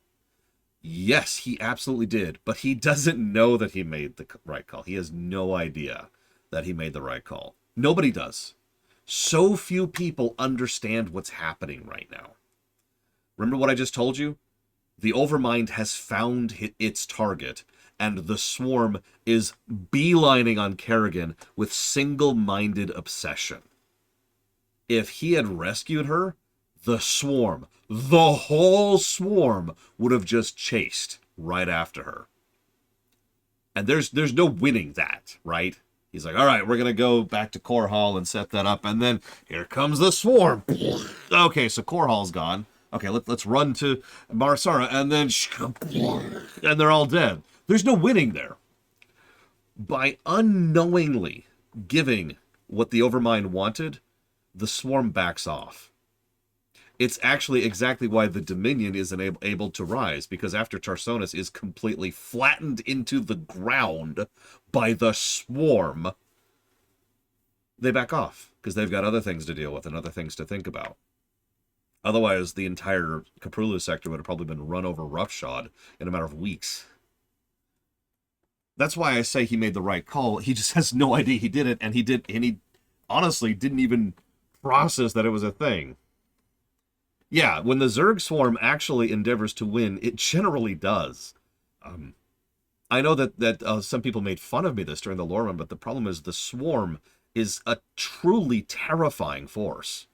It is colossally huge, insanely effective and efficient at not only existing and killing, but in spreading. Perfection of form, perfection of essence, right? We'll get more into that later. But you get my point, right?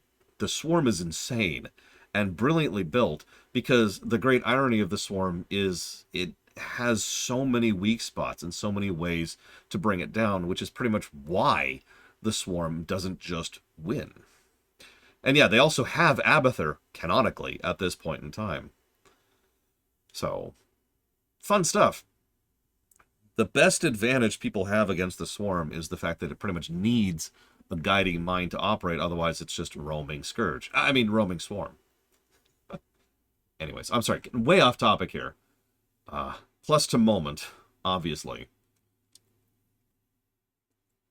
Oh, you know what's actually funny? A lot of people say StarCraft 2 has a bad story, and there's reasons for that. But have you ever noticed how much of the world building and like the plot construction actually makes pretty good sense in StarCraft 2?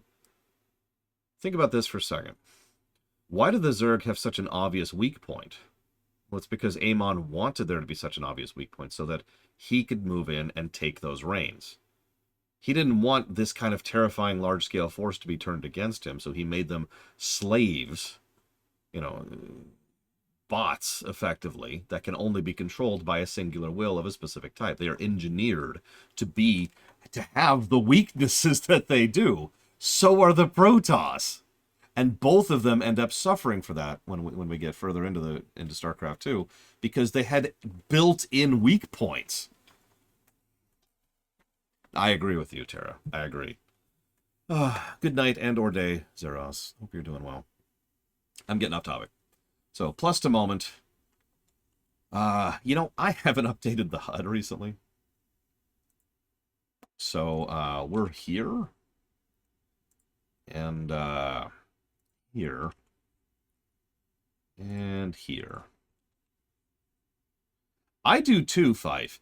So, StarCraft 2's biggest problem in terms of its story is too many of the individual cutscenes want too hard to be a Hollywood movie. Not just a movie, but a Hollywood movie. There's really legitimately good plot beats in StarCraft 2. Great characterization and character moments. Some surprisingly well-constructed plots, some interesting and engaging villains.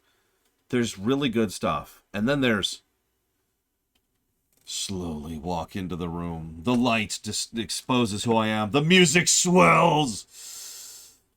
We're done. And those scenes are stupid. Yeah, exactly. They push too hard for the dun dun dun dun kind of things. And it deflates the story. I think that's one of the biggest reasons people don't like StarCraft 2's story, is because it's like, I'm sorry, what? But anyways. This means it has 14 pluses to story, Newborg, 22 pluses to gameplay, and 9 negatives to gameplay. That's what that means. How would I do a StarCraft 3? Actually, we talked about that earlier, but to repeat myself, UED. Make a 4th faction, which is the UED, and take the story back to Earth. That's absolutely where I would go next with it. All right, so. Well, Commander, looks like we're on our own. It's funny. Seems like yesterday Arcturus was the idealistic rebel crusader. Now he's the law and we're the criminals. Kills me to know that we helped him achieve his goals of conquest. Damn it. I shouldn't have let her go alone. You would have just died too, Jimmy. Proceed. Or worse. You're not psychic, so the Overmind doesn't care about you. Reporting for duty. Orders, Captain? I read you. He doesn't know that, of course. He will never know that. So Earth is mentioned in the game, and we know very minor tidbits about Earth in the game, but most of what we know about Earth actually comes from the freaking manual.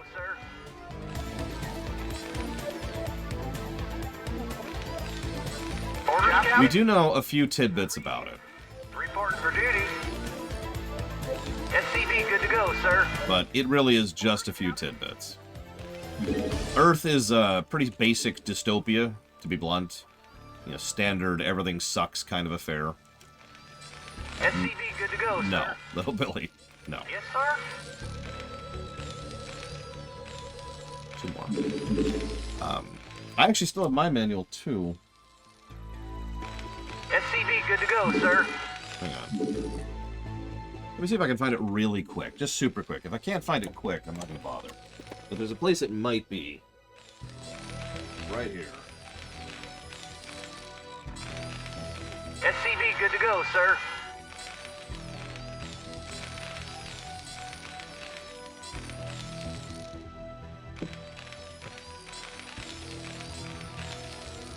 SCV good to go, Additional sir. supply depots required.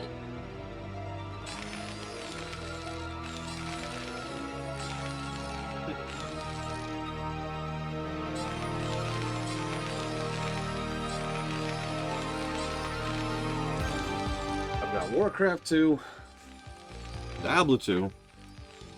Oh. I've got Age of Empires 1 and 2. But I do not have StarCraft manual right there. I'm not sure where it is then.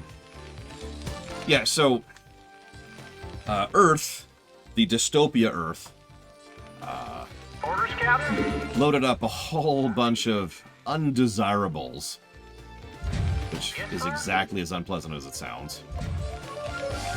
Put them onto a ship and said, "Out you go!" And what was supposed to happen, it was supposed to be like a big humanitarian thing, right? Like, we're not evil, we're not genociding millions of people. It's cool. We're just sending them off to space to begin their new lives. Orders, Captain? Orders received. It's fine, it's fine, it's fine. Orders, Captain? Right away, sir. But of course, the goal was for them to go off and die. SCV good to go, sir. Well, some issues happened, some problems happened, and those ships went way farther than they were supposed to. SCV good to go, sir. And so, those ships ended up crashing here, one on Tarsonis, one on Moria, and one on Emoja. And they were like, ah, holy crap.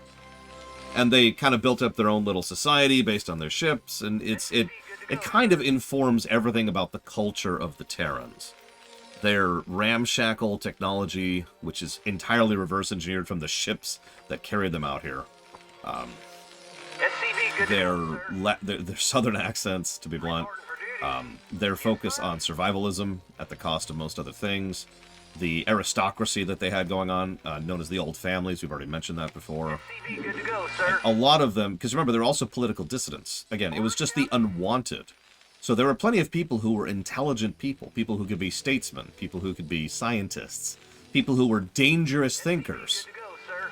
So it's not like this is just a bunch of thugs who was sent out here. It's pretty well designed, actually, if you think about it. It pretty perfectly sets them up to be a colonial power. Which is exactly what they became. In fact, they became 4 colonial powers, which later became 3, and eventually 8 or whatever. They're all inbred, but it's okay. My mom is my dad's mom. Alright, so this mission, this mission. All we have to do is destroy the ion cannon. We even know where it is. Check it out. Check it out. There it is. There is hell in between us and that cannon. Just hell. Little tip from pretty much every single Blizzard RTS. The last mission in any given campaign is always just a gigantic punch to the face. Even the easier ones, if you don't know what you're doing, or you're new to the franchise, or you're new to the game, are gonna just be like, hi, bam! Right in the teeth. Delighted to, sir. Like, even Human, what is it, Human 6 or whatever? The final Human campaign in Warcraft 3 Vanilla. Oh. Yeah, exactly. You get to that final mission where you have to manage a no-build mission and a build mission simultaneously. Forces are under attack.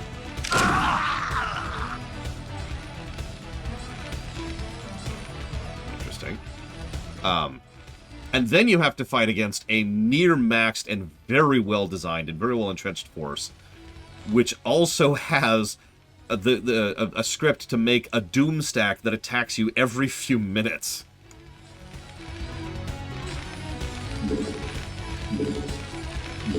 Actually, no. Can I read you? Orders, Captain? Let's see. Sorry, I'm thinking a little bit. Orders, Captain?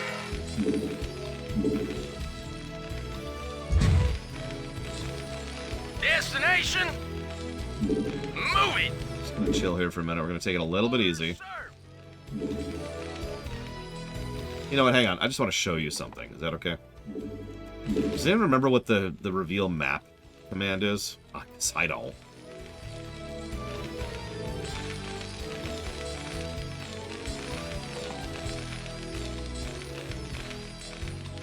Okay, so I just wanted to do that because I want you to understand what we're facing. So there's, first of all, Dukes, there's the Sons of Korhal over here. They have a decent base, nothing too big, but very good production and very inclined to set up to screw and harass with you. They've also got a decent layout periodically, so multiple squads defending everything. There's a nice expansion base up here, one up here, and one that they're currently occupying. Then there's this nonsense. This is a much worse base in pretty much every way. Worse as in meaner.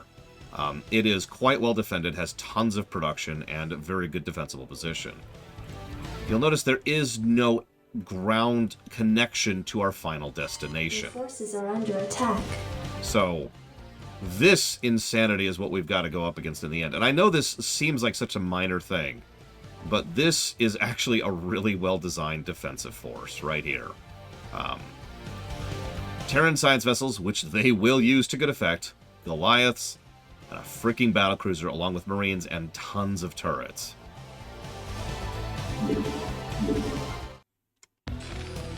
Yes, sir!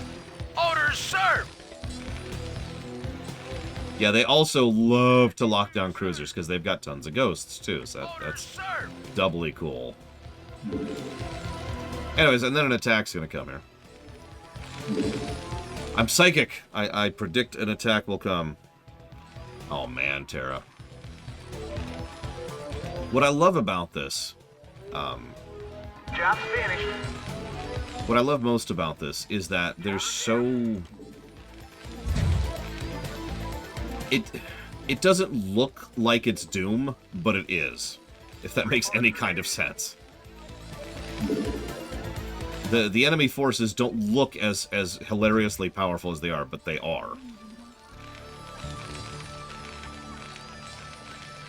Some very real thought was put into making the enemy composition as mean as it could be, without going into straight-up unfair territory. Here they come.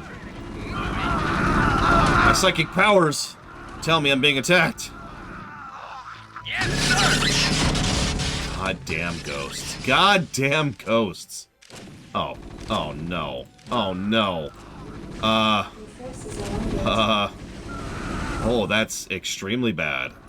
Okay. How do I want to deal with that? I read you. Roger that. Want to turn up the heat. Okay, we're okay. We're okay. Reporting for duty. Let's just get something going here for no reason. Also, hats off to you on that, Terra. Why would I cheat? Job's finished.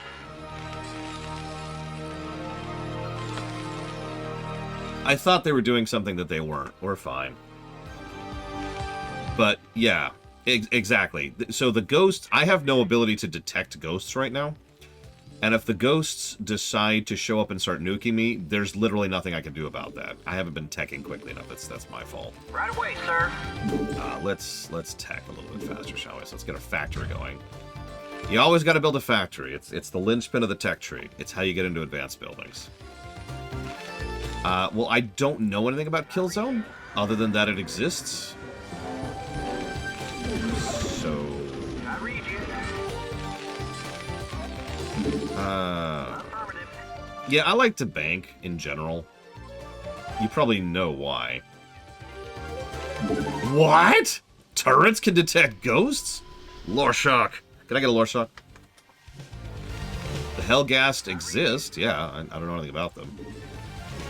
Let's go ahead and top this off over here while we're thinking about it. Yes, sir! Orders, sir! Move it! Job's finished. Orders, Captain? Alright, let's go ahead and start getting these going. You want a piece of me, boy? I mean, you're right, I'm not trying, Terra. I will freely admit that I'm just kind of chill-moding my way through this. I probably shouldn't. It's probably making it take longer. I apologize. You want a piece of me, boy? Get a little sight. Another fun little trick. If you happen to be building on the bottom of a cliff and you're Terran, you can get a little bit of vision on what's going on up top by just moving one of your buildings over that you're not using, like I'm doing right now. You want a piece of me, Destination? Boy? Yes, sir! Nothing fancy, just, you know. Destination? Identify target. Delighted to, sir! Nothing is even close to Warhammer Ventures. As continues to be true. Job finished. Yes, sir? That has not been true for quite a while. Let's do... excuse me. Let's do this. Yes, sir.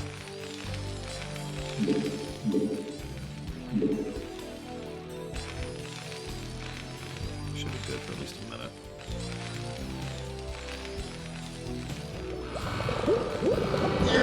And he's doing it.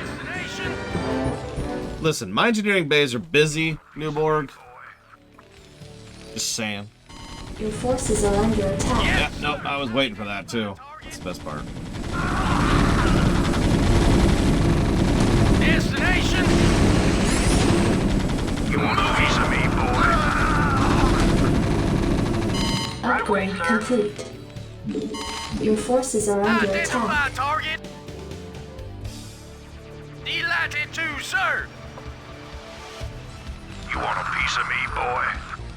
Morgantis, you realize I've played this game before, right? SCV good to go, sir.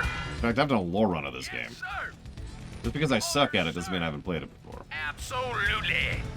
I do suck, though, as I'm reminded of every single day of my life. Job finished. SCV good to go, sir.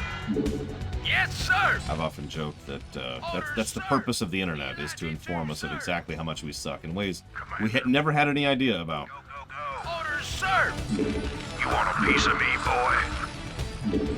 Identify target. Reporting for duty. As an aside, I don't actually like doing the supply depot shield thing. You want a piece of me, boy? I don't know. Doesn't gel with me.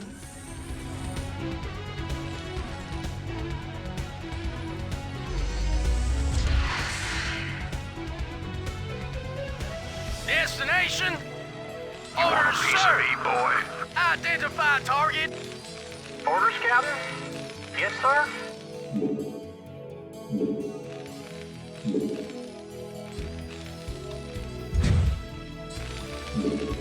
You want a piece of me, boy? Yes, sir. Right away, sir. Affirmative. Add-on complete. I don't know. I don't want to cause your veins to explode, Terra. Nuclear launch detected. You want a piece of me, boy? Shoot! Shoot! I was literally... There it is. There it is. I see it. I see it. Delighted to, Upgrade sir. complete. Literally when I was grabbing a drink. Did you see that? Delighted to. I went for a drink, and that's when they did the nuke. They knew! They knew! I read you. Oh, that's funny. Destination. Delighted to, sir. Upgrade complete. Identify target. Yes, sir.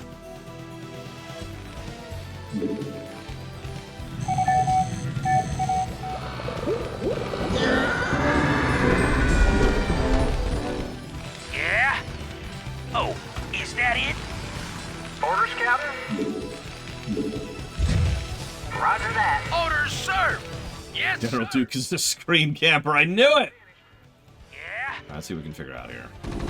No, no, no. Get up there. Get up there. Stop freaking out about the pathfinding. Go, go, go before you die! Go before you die!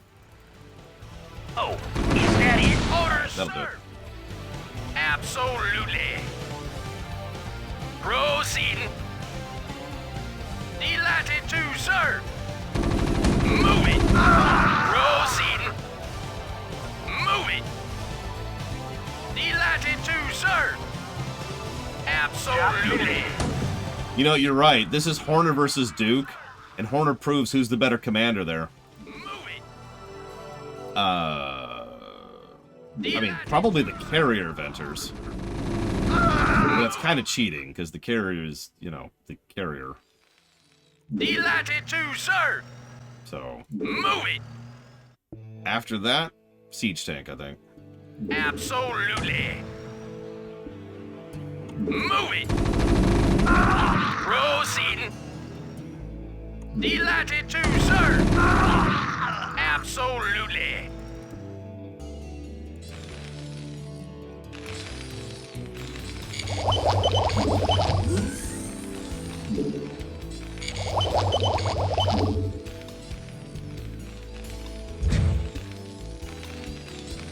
Siege tank, Terra. Siege tank. Hi, random. The carrier is still good, but it's just not, you know, ridiculo mode in Starcraft 2. Right away, sir. Identify target. Proceeding. Moving. Proceeding. Moving. Proceeding. Delighted to serve. Proceeding. Proceeding, random. Moving. Baneling. Absolutely. Did I play multiplayer? Actually, I did. But which race? Not applicable. Delighted I to played whatever. I never picked a specialty in one. Moving. Proceed. Moving. Proceed. Upgrade complete. Proceeding. Proceeding. Destination. Anytime you're ready. Orders, Captain. Is that done? It is. Your forces are under attack. Identify target. Delighted to serve.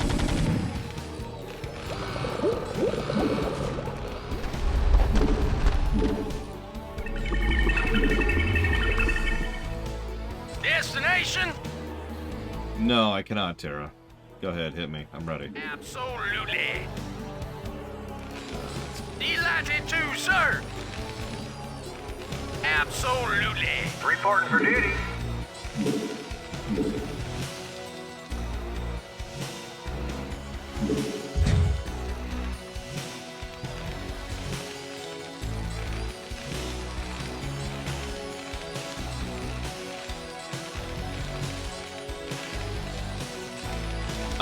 Because most fiction does that in general, Gum Gum. The overwhelming majority of fiction is cynical, as opposed to optimistic. Like 99% of it, at least.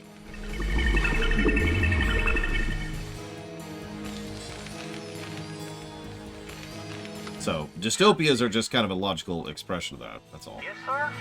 Right away, sir. Yes, sir. Proceeding. Destination. Identify target. Add-on complete. Destination. Delighted to serve.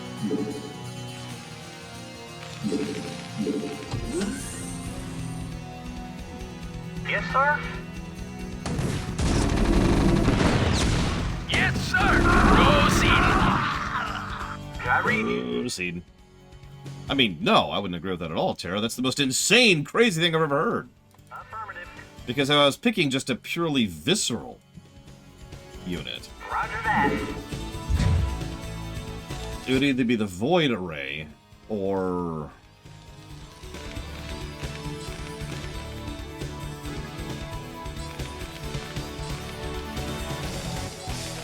honestly, the Starcraft 2 Battlecruiser, I think.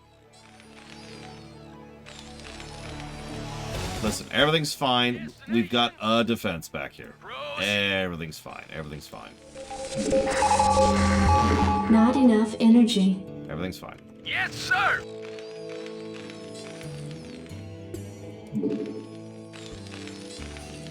I know those are both ships, so to counteract that, honestly, there's nothing that really satisfies me as much in StarCraft 2 as much as a good infantry block. A few Marauders, a few Firebats, a few Medics, bunch of Marines. There's just something satisfying about that.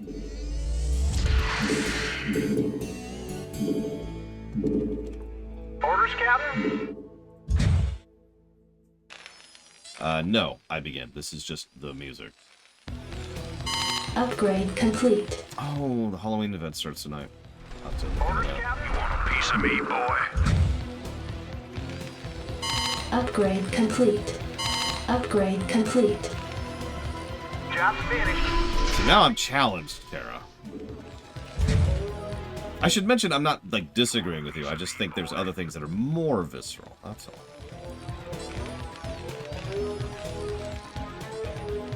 Yes, sir. Proceeding. We are, once again, proceeding. You want a piece of me, boy?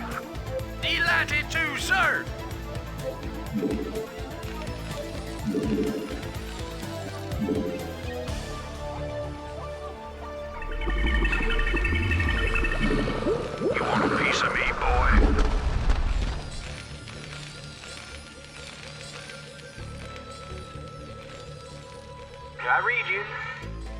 sir.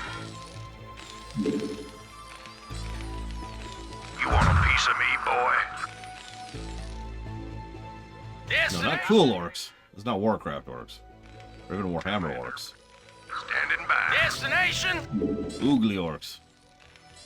You want a piece of me, boy?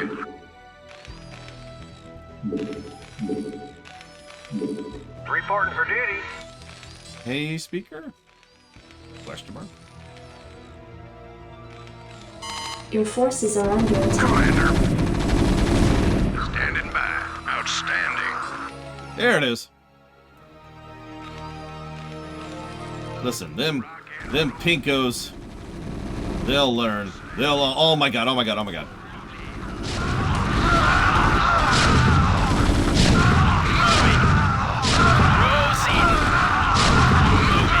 Oh, yep, that's my entire army gone. Oh, I just lost the mission. I just lost the mission. Okay. Unacceptable landings. No, come on.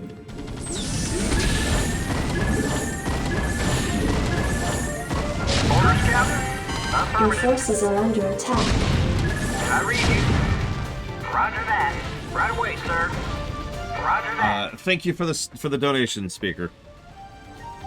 And for sicking the enemy on me. I appreciate it, as I always do.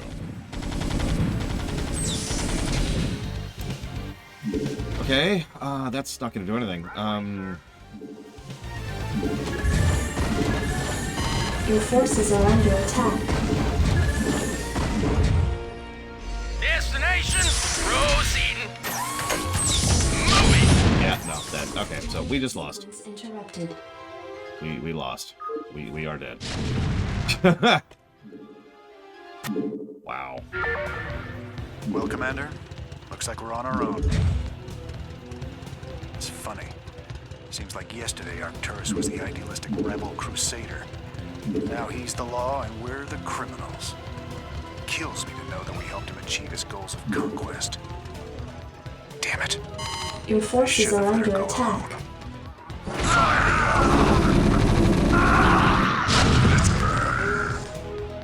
Slam it. Job finished. Want to turn up the heat? Destination. Yes. Your forces are under attack. Go ahead, Commander. Rainer here. I read you. Fire up. SCV good to go, sir. Naturally. Yes, sir. Delighted to, sir. You got my attention. At this point, Colin Peluso, 100%. Orders, sir. SCV good to go, sir. Your forces are under attack. Orders, Captain? Roger that.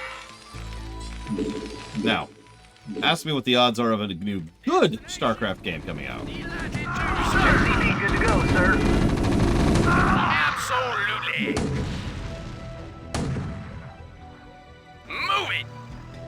Absolutely. Teach me, I SCV good to suppose. go, sir. Orders received. Your forces are under Affirmative. attack. Destination. Proceeding. Ah, damn ghosts. SCV good to go, sir. Moving. Proceeding. Destination. Absolutely. Oh, absolutely, Magister. Mengsk is horrible and evil, but he also takes care of his own people quite a lot. It's part of what makes him a good leader, and why he's so charismatic and why so many people are so loyal to him. He takes care of his own. SCV good to go, sir. Oh yeah, I can't wait for the StarCraft mobile game. That's gonna be great. I can't build there. Destination. Yes, sir. Destination. SCV good to go, sir. Identify target. Absolutely. Move it. SCV good to go, sir. To, sir. Anytime you're ready. Oh, yeah. Sounds fun. Right on. SCV good to go, sir. Yes, sir. Absolutely. I read you. Orders received.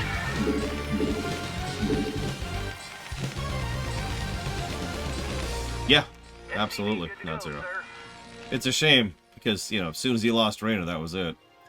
It's really funny because obviously, you know, there were other forces at work here, but his decision to cut off Kerrigan CB good to go. really cost him in the long run, even though it was kind of the correct decision for outside reasons. Identify target. SCB good to go, sir. If he had stayed loyal to Kerrigan and kept Raynor on board, it would be interesting. Sir? I don't think Raynor would stay loyal forever, because Raynor's a good person and Minsk is not. Piece of me, boy. SCB good to go, sir. Something's in the way. I read you. Warfield has been around for a while in lore, so even though he is a retcon, he is canonically here right now. Just like Narud was involved in the UED era stuff. Job's finished.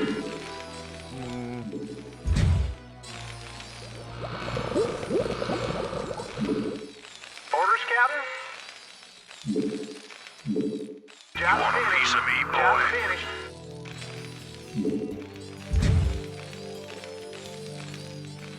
They would have probably gone after Nova instead, Cordoon. I don't off the top of my head, not zero.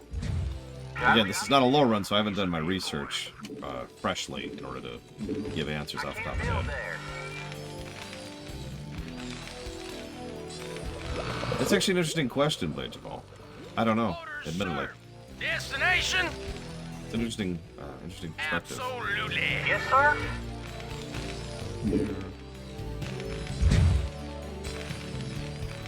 Yes, absolutely, Terra. I mean, think about it. The dev teams went off to make 2 completely separate StarCraft 2 clones, both of which have their issues.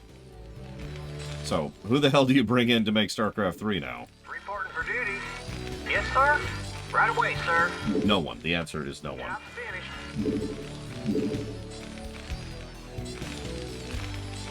I read you.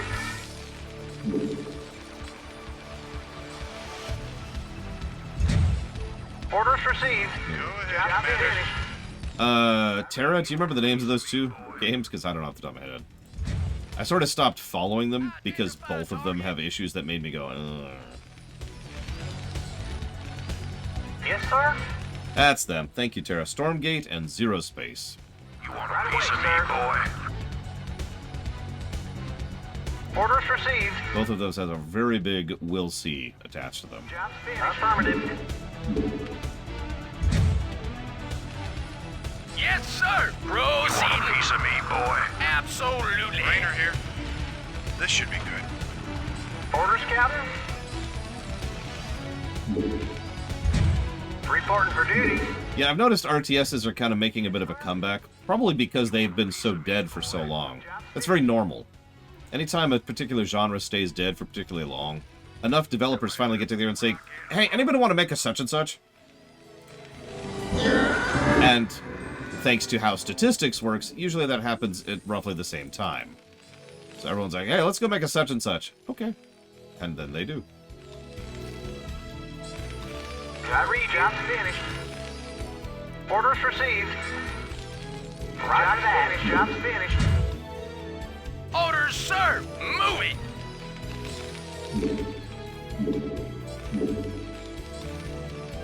Reporting for And duty. you know me, I'm always in favor of some good variety.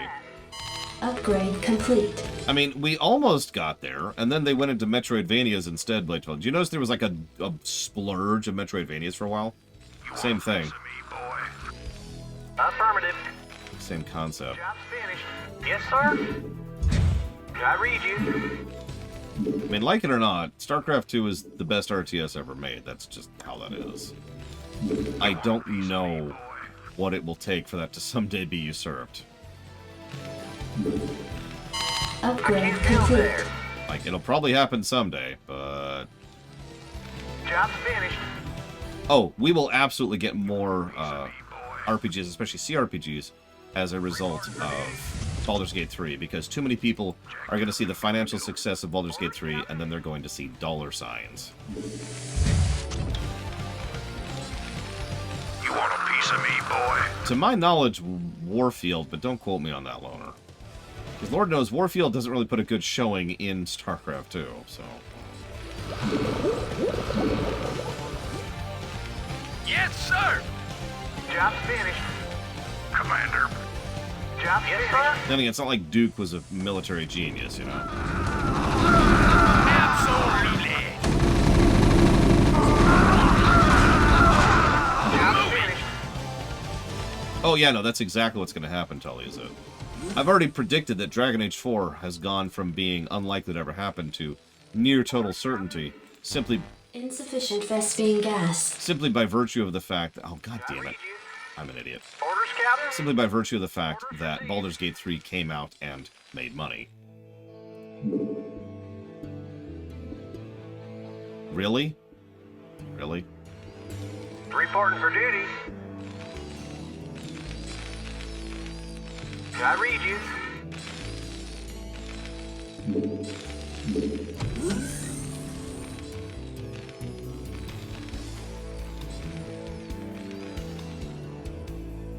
Why what, not zero? I read you.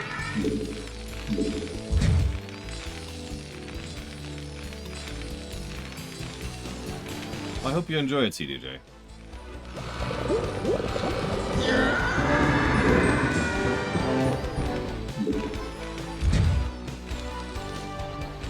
The studio backlash towards Baldur's Gate 3? Oh, you're asking someone else something. My bad. Sorry, I thought you were talking to me. My bad. Reporting for duty. Yeah, just think of all the money we could make if we monetize something like Baldur's Gate 3. Think of the dollar signs. Think of the money.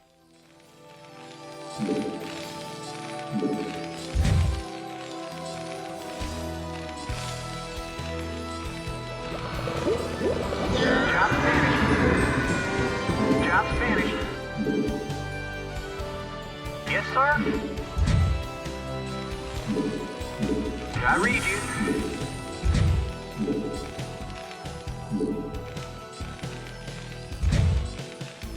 You want a piece of me, Add-on boy? complete.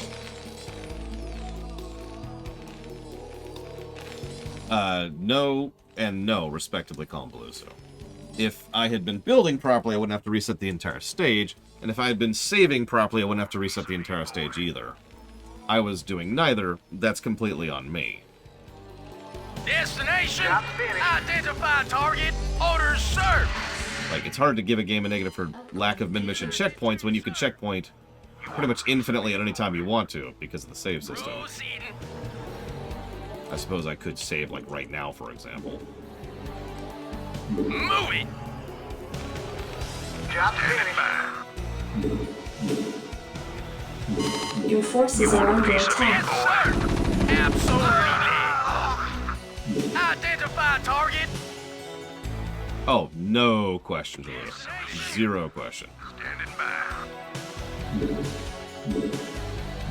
You want a piece of me, boy? Give me something to shoot. Standing by.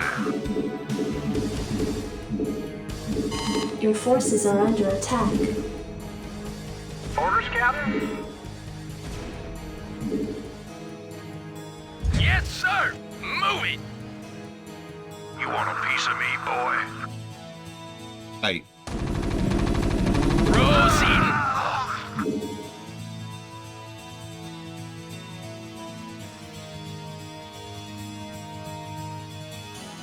You want a piece of me, boy?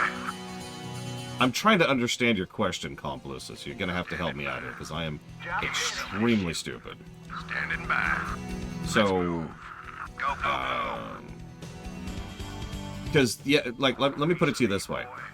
If the map design was bad enough to allow for a situation where it was easy to screw yourself over and soft lock yourself or build yourself into a corner, cough, cough, Warcraft 2, then yes, that would absolutely be a negative. If the game was Starcraft, where it doesn't have that problem, then no, that would not be a negative. Does that make sense? Let's move. Let's do one You want a piece of me, boy? I read you. more. How am I not? Oh, right, I ran out of... I read you. Right away, sir. Orders, sir. Commander, let's move. Outstanding. You You want a piece of me, boy? Let's move. Outstanding. Rock and roll. Outstanding. I mean, I kind of feel you, Colin Peluso, but I think this game in particular dodges that particular pitfall essentially by virtue of good design.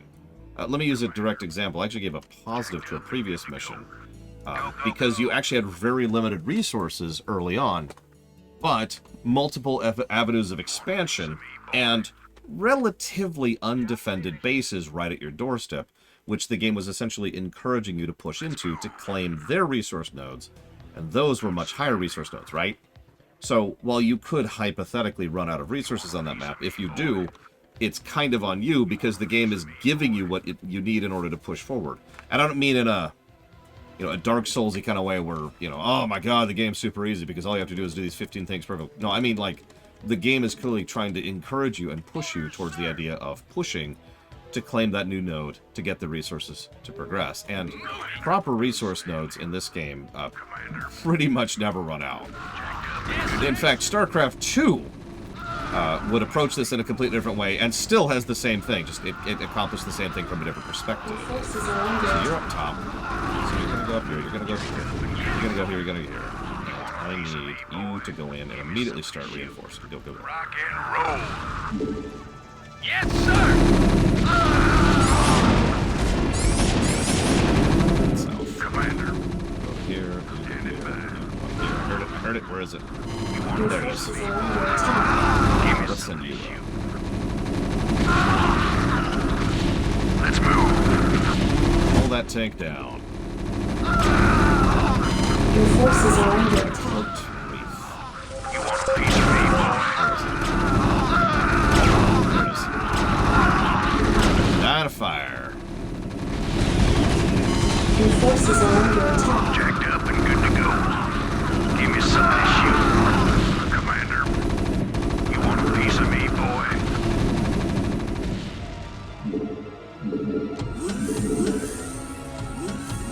Give me something to shoot. Look, I know how to win in this game. I was just screwing around earlier. Give me something to shoot. I was actually going to go for mass battlecruisers just to show off how much it kind of doesn't actually work in this mission. Jacked up And then I lost the mission, so now we're behind, so no, we're just going to run over the enemy now. I have plenty of minerals and I'm about to have more, speaking of which.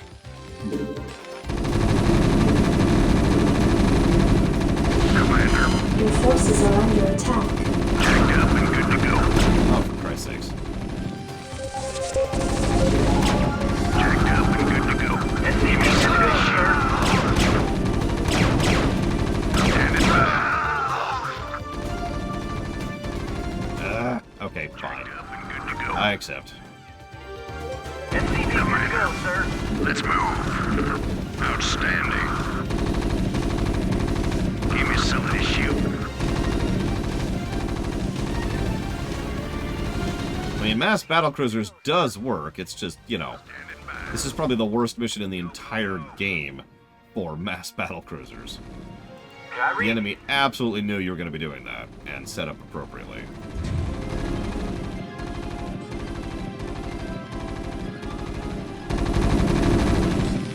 Your forces are under attack. Jacked up and good to go. Give me something to shoot. Let's move. Rock and roll. Outstanding.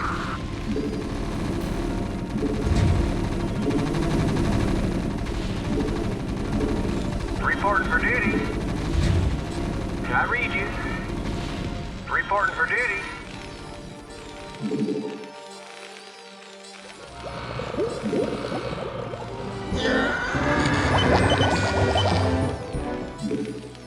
Reporting for duty.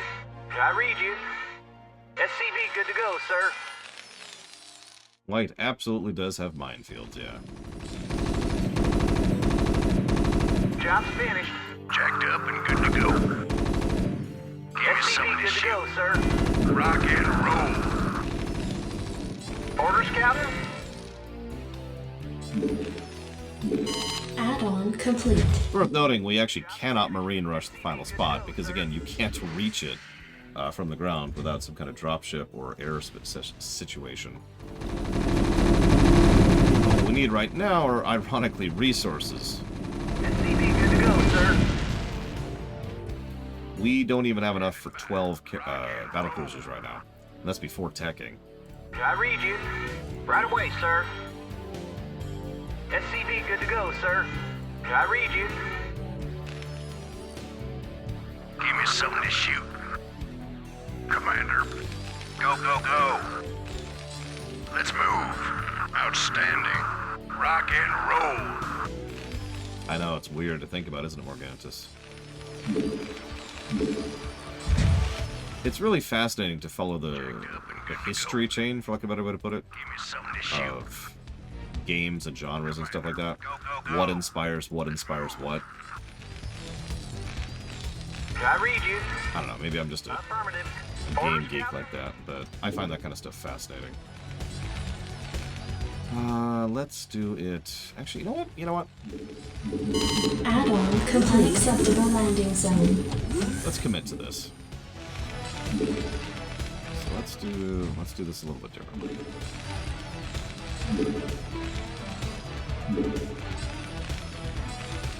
Ironically, the threat is not over because the one who is actually the threat here is white, not red. Checked up and good to go.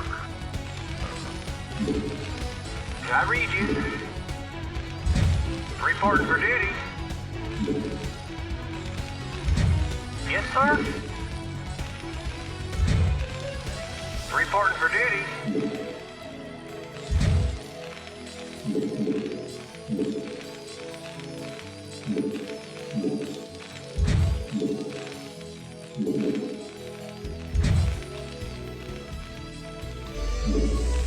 I will admit I was completely addicted to tower defenses in Warcraft 3 specifically. I read you. Just completely addicted to them. Commander. Give me something to shoot. SCV good to go, sir. Outstanding. Winter Mall, anybody? Or all the mall games for that matter? Job's finished. SCV good to go, sir. Job's finished. Orders, Captain. Upgrade complete. I read you. Finished. Reporting for duty. Orders received. Reporting for duty.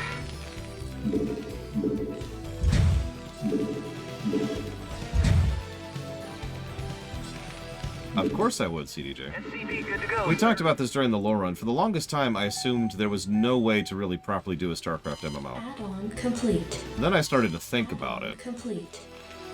And once I really started thinking about it, I started putting together in my head how you would do a Starcraft MMO. And I do absolutely think that can work. Add-on complete. Add-on complete. It would take some work, some time, and some willingness to do non-standard MMO stuff, but I think it could work.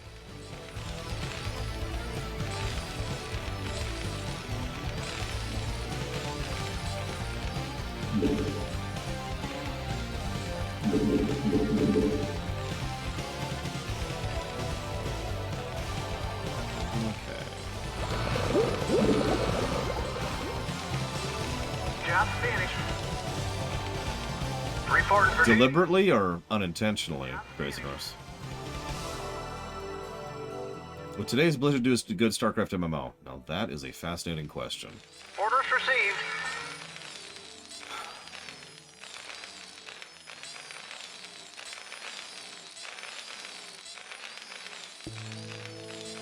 It depends on how much leeway Microsoft gave them, to be blunt. Right away, sir.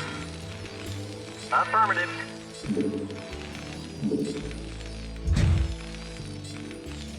Your forces are under attack.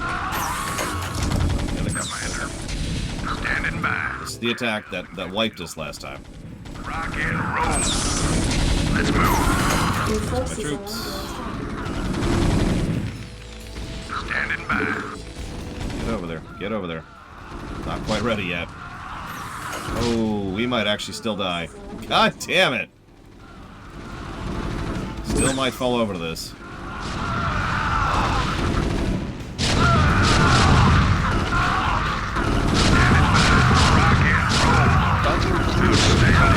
Nope, we're good, we're good. I knew I was racing time a little bit there. We're good. In the cage. Job's finished. And they just freed up a bunch of food for us. Thanks for that. All crews reporting. Do it, CDJ. I guess you already did, so never mind.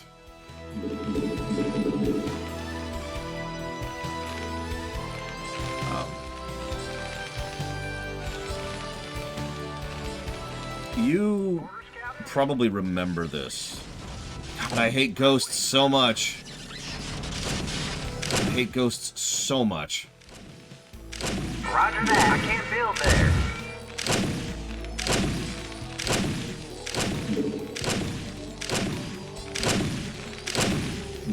Nuclear launch detected. Where?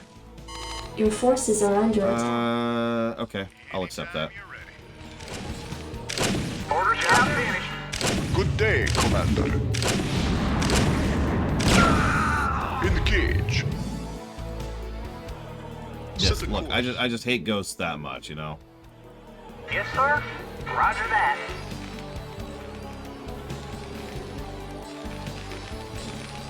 I read you. Jacked up and good to go. I don't remember, Loner, to be completely honest with you. Hailing frequencies open. I just remember that ghosts are awful. Okay, so we actually talked about this during the God of War 5 run. Battle cruiser operational. There's this weird Hailing frequencies open. thing, Take it slow. at least here in the United States, where Yes, sir. there's a lot of cultural push for the idea. That's right here, Terra. There's this lot of cultural push against the idea of Upgrade. getting rid of the person who's the problem, you know, the evil, corrupt leader, because it won't make it any better. It's not going to improve the situation. You might as well not even bother, right? You know what I'm talking about. You know exactly what I'm talking about, because you've probably seen it a dozen times. It was very common, usually in fiction, but it was a common narrative push that just showed up a lot. Still shows up a lot, actually. The older I get and the more I study things, the more I disagree with that. Explorer reporting. The more I start to see the idea that while getting rid of the evil, corrupt leader on top is not going to magically fix everything, it almost always leads to things at least having the chance of getting better. And another thing that's very common is what I'm just going to right now dub the Palpatine effect.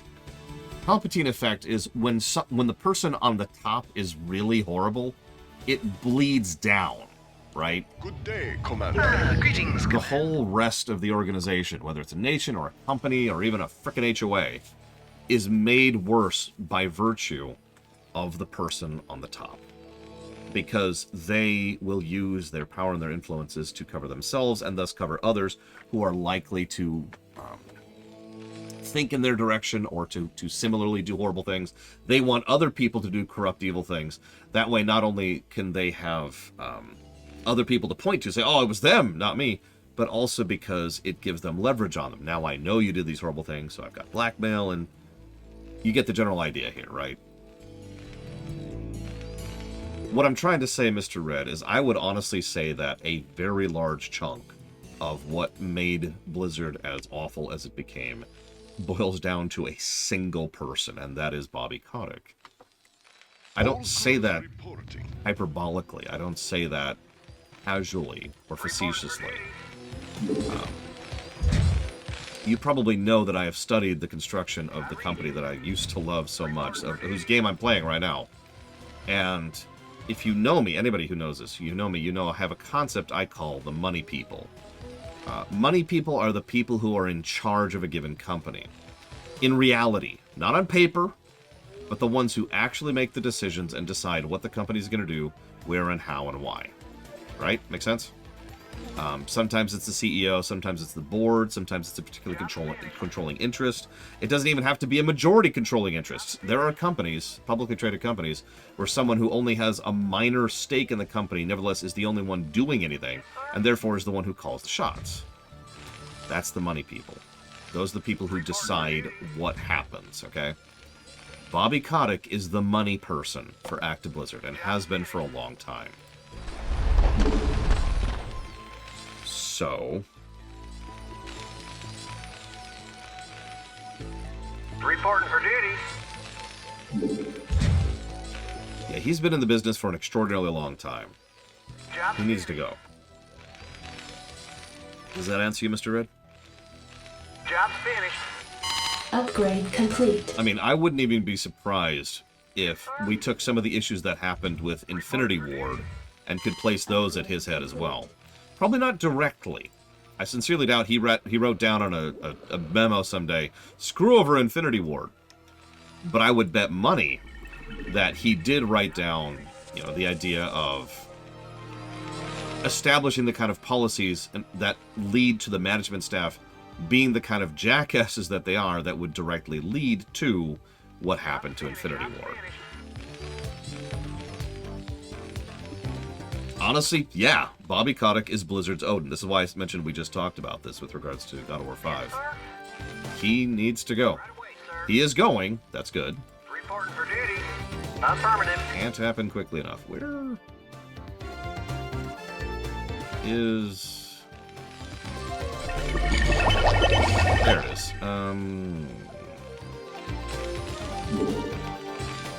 Greetings, Command. Let's get a second one, actually. I hate to waste the food, but I feel better with that. And 2 more. I mean, I agree with you, CDJ. See, that's the problem.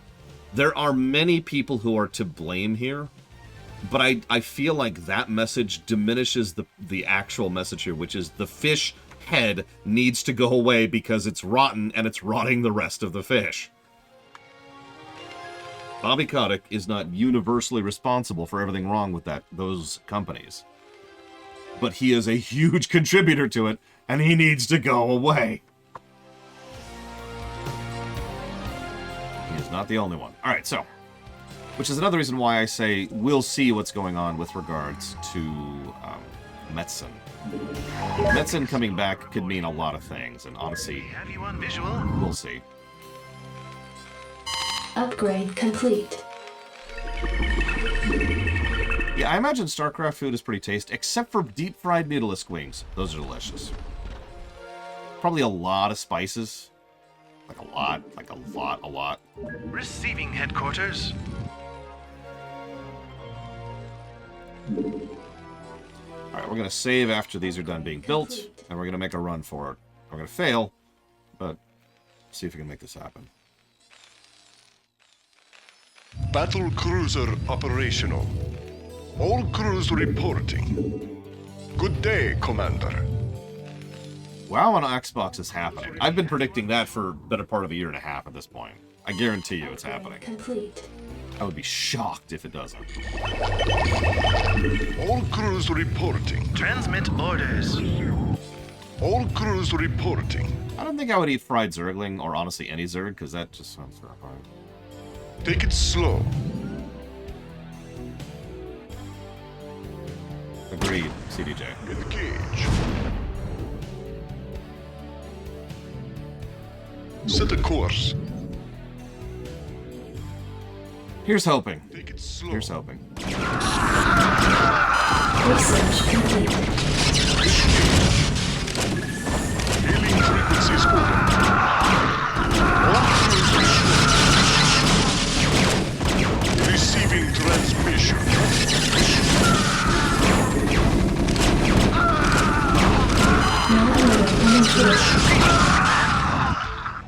Receiving transmission. Just gonna chill for a minute. That was actually pretty successful, all things considered. We have you on visual. Receiving We're just gonna chill for a minute. FF14 is on consoles. So, yeah. I think we got rid of most of the ghosts. Research complete. So now we just gotta wait about a minute. 44 freaking seconds. God, that's crazy.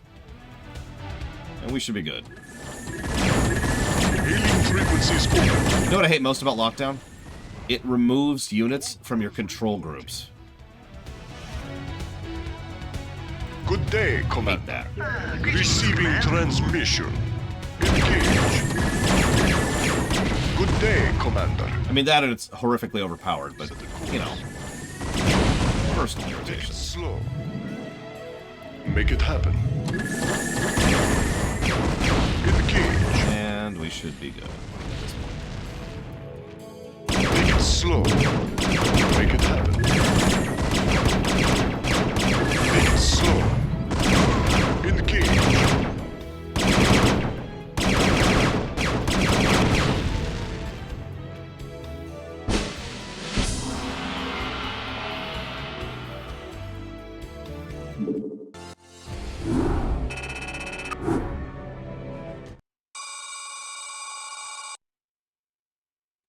Good cutscene incoming.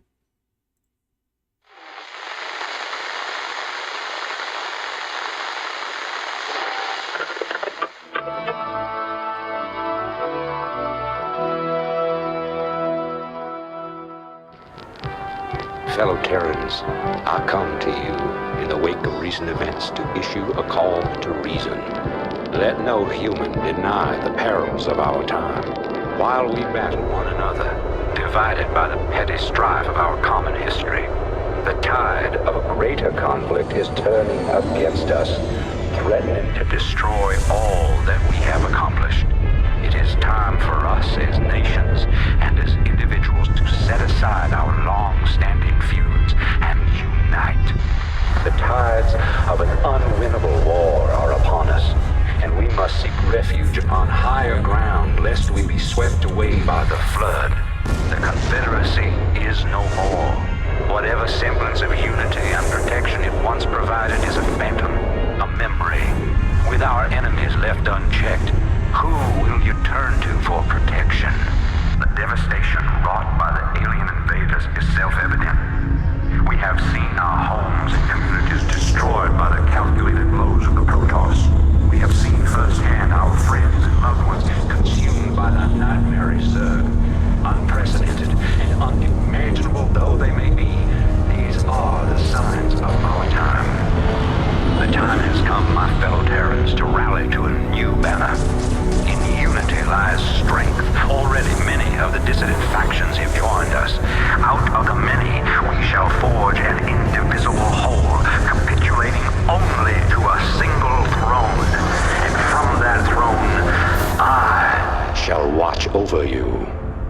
From this day forward, let no human make war upon any other human. Let no Terran agency conspire against this new beginning, and let no man consort with alien powers. And to all the enemies of humanity, seek not to bar our way, for we shall win through, no matter the cost.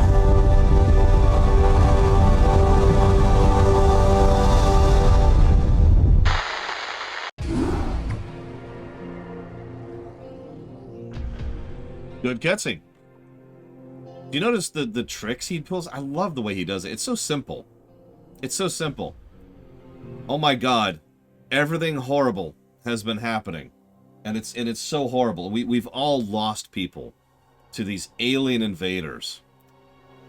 Immediately jumps to, the Terran Confederacy cannot provide you unity or protection are the two words he uses, right? Specifically. Immediately in the wake of, you are threatened. Then he starts talking about how, you know, the aliens are evil and humans need to not fight each other. And he just kind of drifts into what is honestly the stereotypical fascist playbook. He identifies an other and says, we all need to be part of one cohesive unit to fight that other. Let no Terran make war against any other Terran. Already all of the dissident factions, many of the dissident factions have joined us. In unity is strength, yada, yada, yada. And he pushes this identity and this concept of all the Terrans unified into one powerful thing. And he doesn't say it's our only hope for survival, but he heavily implies that it's our only hope for survival. That the only possible way we could live is if we're all on the same side, and that's what I'm pushing for.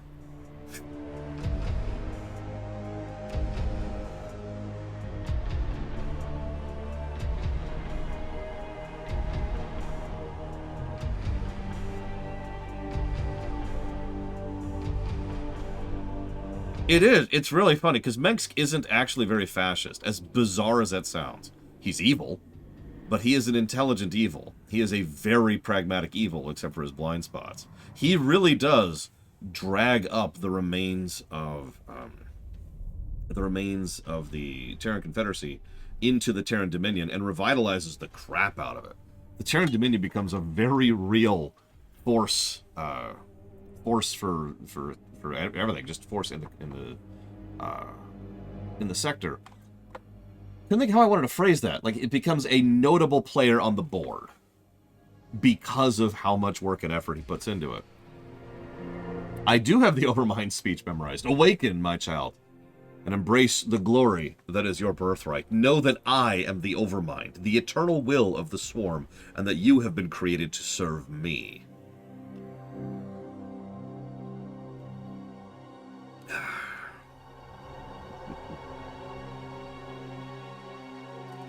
All right. I actually need to AFK very briefly, and then we'll hear probably the best voice acting in the game. Be right back.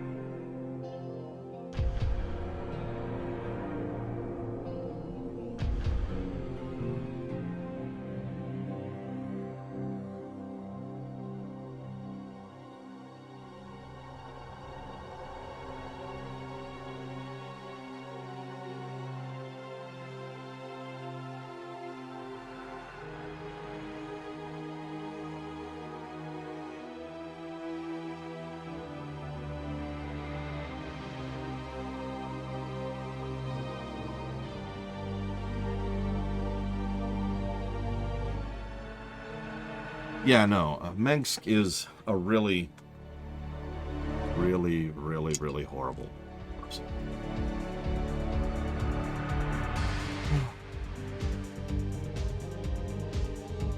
Most evil person in Starcraft? I mean, by logical definition, it's my sister! But after her, she's stabbing me even as I talk!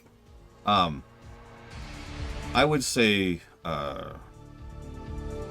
I mean, Amon just kind of takes the cake, to be honest with you. But he's kind of like, as weird as it may sound, surface villain.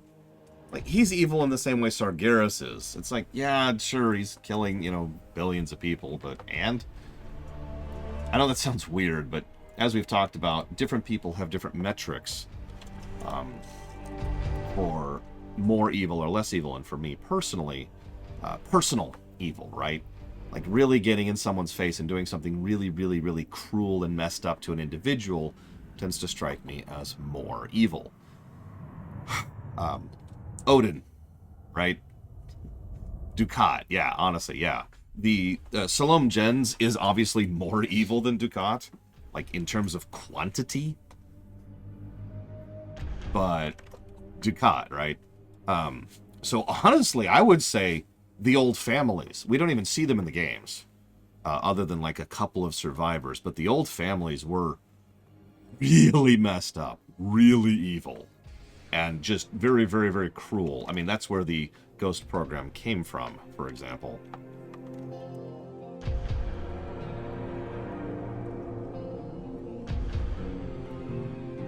So we're putting that. Thank you, Peasanator. Always appreciate the sub. I've put that towards the FF4 comparison block, Shadows over Loathing, and the Untitled Goose Game. I would also agree that Duran / Narud is worse. Okay, I'm gonna go sequester myself in my room and do lesson planning. Did you already order that for him? No. Okay, that's fine.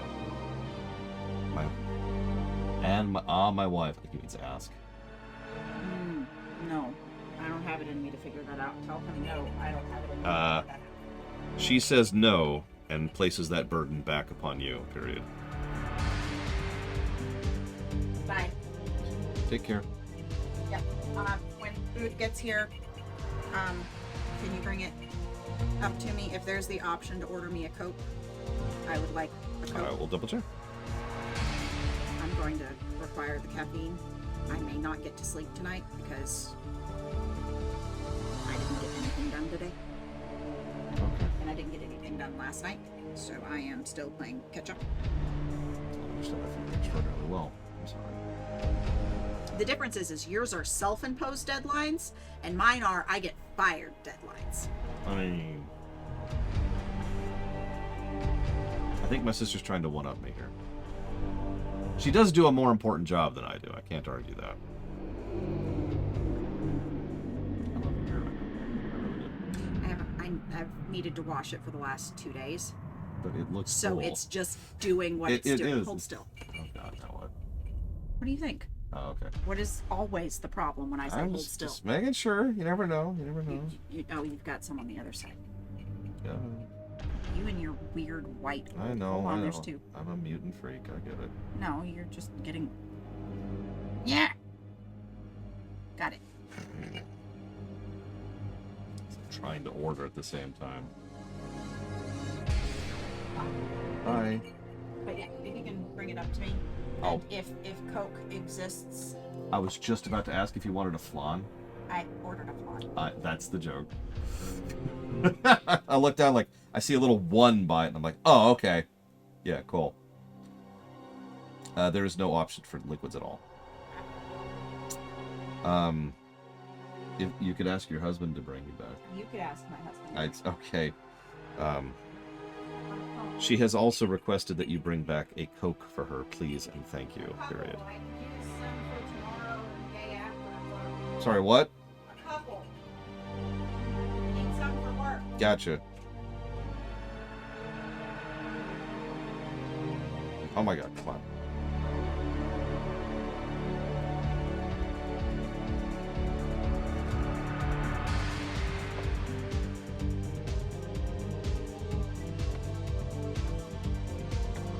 But it was, yeah, Amon is like so obviously like the villain who's evil and awful. But like as Danielle mentioned earlier there, he's kind of a boring evil. Don't mistake me, I don't dislike Amon as a character, but he's just not as engaging as several of the other villains in this franchise. Again, Sargeras, right? Although actually I think Sargeras is more interesting of a character, but that's unrelated. Okay, so I apologize for how long this is taking me. He wants Masitos.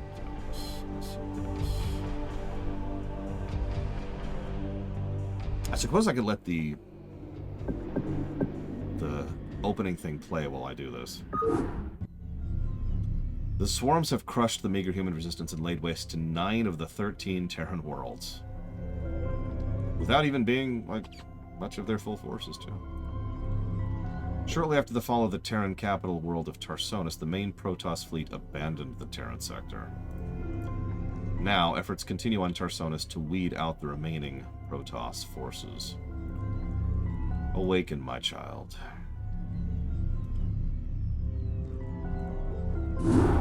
Awaken, my child, and embrace the glory that is your birthright. Know that I am the Overmind, the eternal will of the Swarm, and that you have been created to serve me. Behold that I shall set you amongst the greatest of my Cerebrates, that you might benefit from their wisdom and experience. Yet your purpose is unique.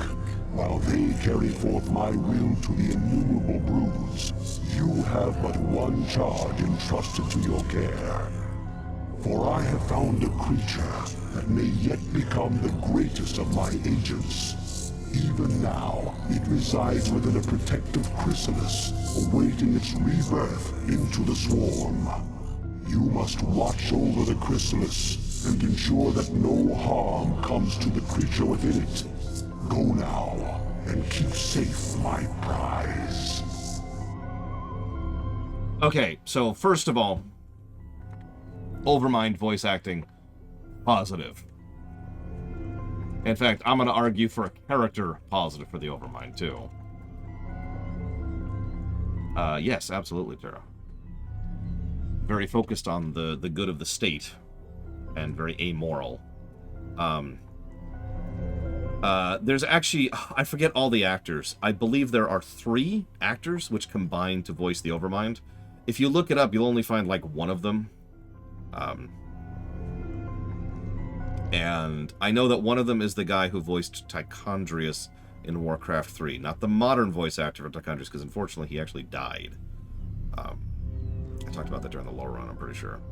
But Paul Edding is in there as well, and I forget the third one. I looked this all up a while ago. I don't remember right now. What I love about the cutscene we just saw is how much it completely, immediately establishes the tone of the Zerg.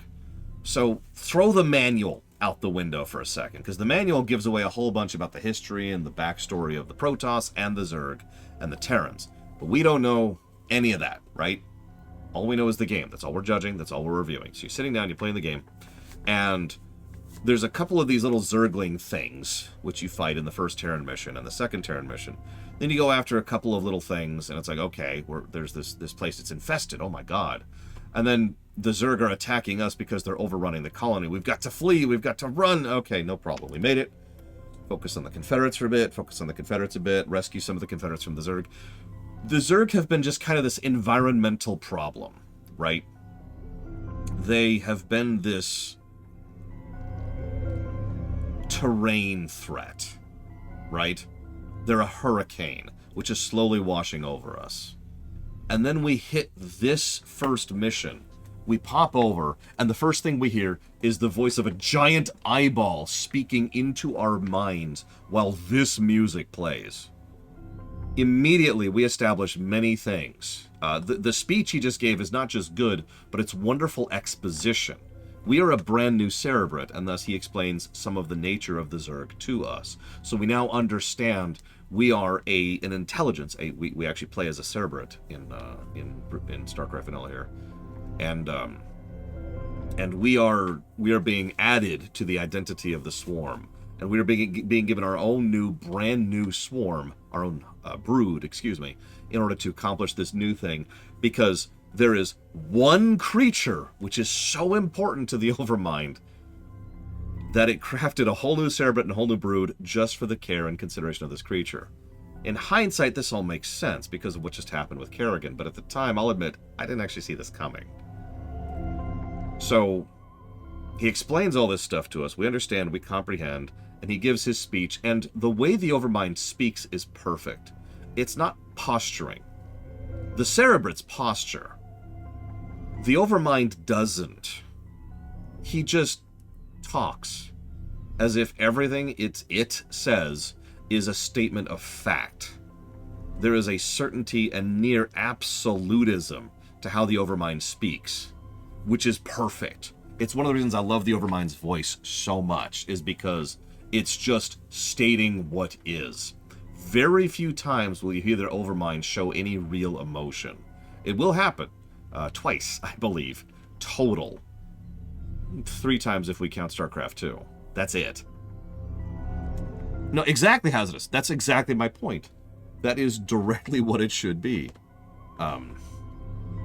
So, yeah, we shall be perfect. Like, the way it says it is just, So, all of this, I'm just going to argue for a story positive for this moment right here. And I'm going to win that argument because I'm right.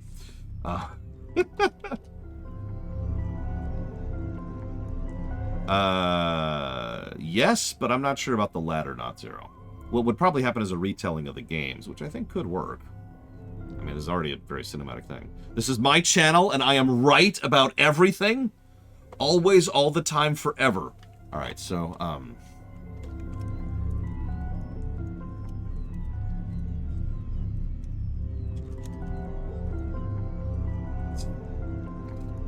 sorry, I'm venting a little bit. Don't mind me.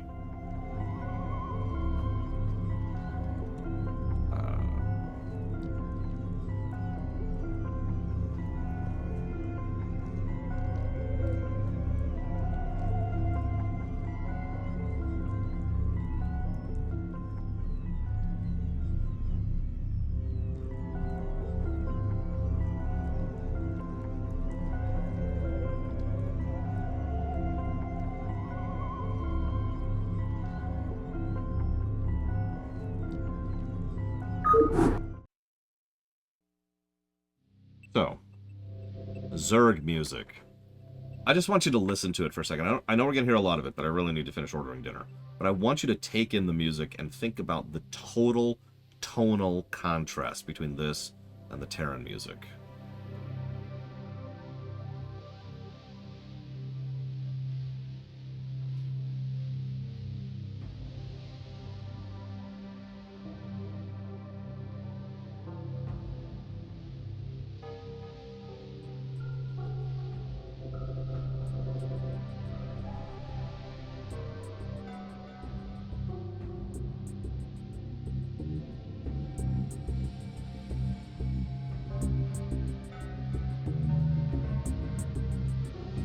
It's not even organic, which you'd expect from the Zerg.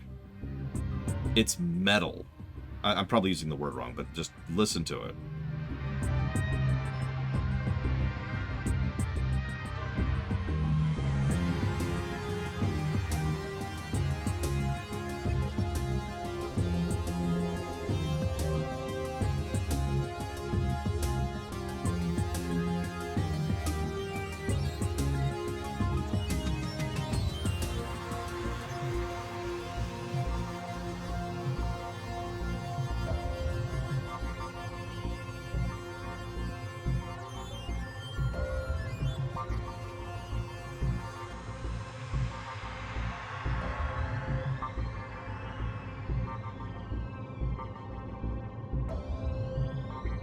So, I'm bad with words, Mike Kamano.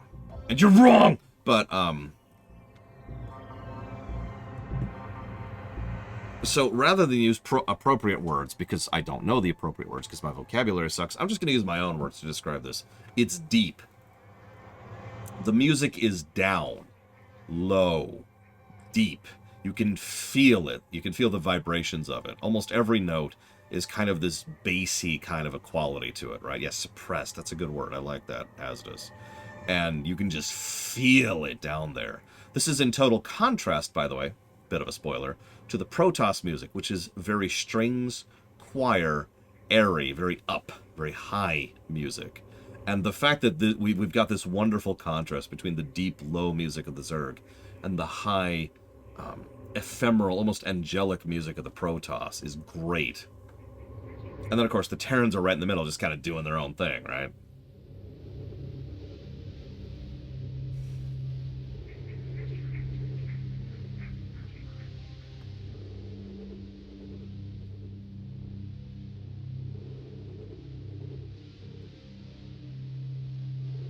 Yeah, and the Terrans are just like, da-na-na-na, da-da-na. It's also what you start off with. Did you notice, by the way, the order of events here, which I know this is going to sound strange, is nearly perfect. We start off as the nobodies. We're some random magistrate for some random backwater colony, for a nation that's on its way out, which is being surrounded by much more powerful forces, the Protoss and the Zerg. We ran into a guy on a bike, Raynor. We get rescued by another guy, Mengsk. And it's just kind of ground level, even though we're dealing with politics and usurpation and military campaigns. It's all just kind of a little bit down below, and we're just kind of like the heroes trying to strive up against insurmountable opposition. First the Confederacy and then the Swarm. Then we play as the bad guys, and let's be clear, especially here, the Zerg are without question the bad guys. There's no ifs, ands, or buts about that. We have shifted to the villain's perspective. We are now the indomitable Swarm. And then we finish on the good guys, and I'm really hesitating on that for a second. But my point is, not to spoil too much and get ahead of myself, but the final episode, the Protoss one, is the one where we start to try and recover from having played the bad guys. Because the funny thing is, not just narratively, but in gameplay terms, by sheer virtue of playing the Zerg, that means the Zerg win, because we're playing as them. Yeah, no, exactly, Tully said. The pacing of this is fantastic, and the sequencing, too. I need to jot down both of those, pacing and sequencing.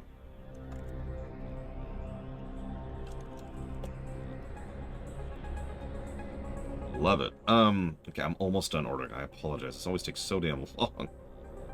Every Wednesday. What I like to do is just hand off the phone to someone and say, here, order food. I trust you. But, my brother-in-law is not actually here right now.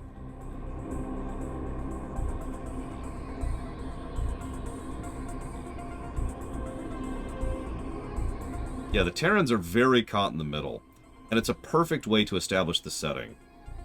You notice we've barely established the Protoss or the Zerg during the Terran campaign, but we've established them enough, right? We don't need the full in-depth lore of either side yet.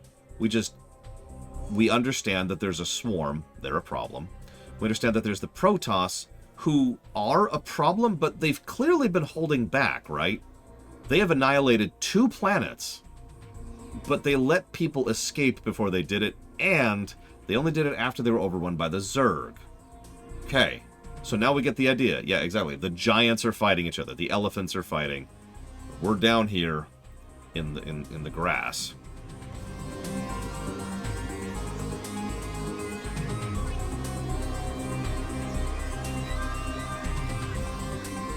You know, I didn't expect to be praising this game that much, to be completely honest with you. God, if this is doing this well, how well is Starcraft 2 just gonna stomp?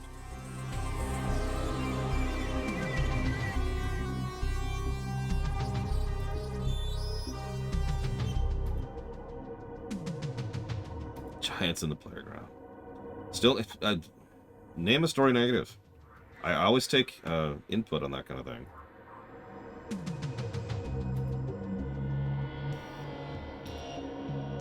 I don't think so, Mike Romano. I don't think StarCraft 2 is going to have the story to accomplish that.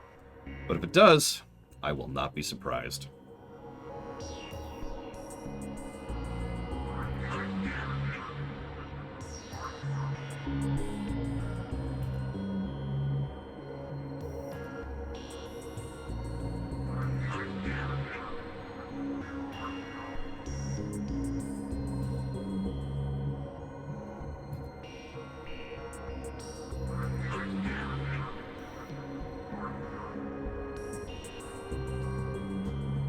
Yeah, we are the end of everything.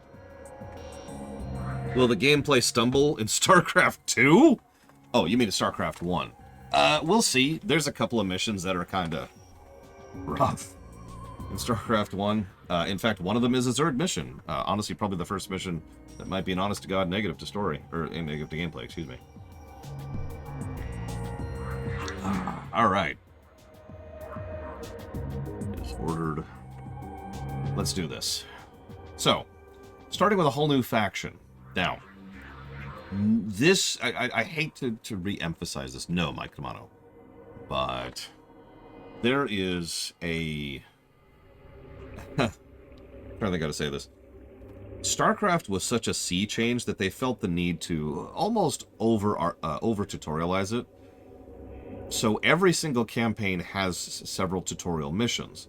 That's not a bad thing, because it's kind of necessary, even nowadays. But it was mandatory back then.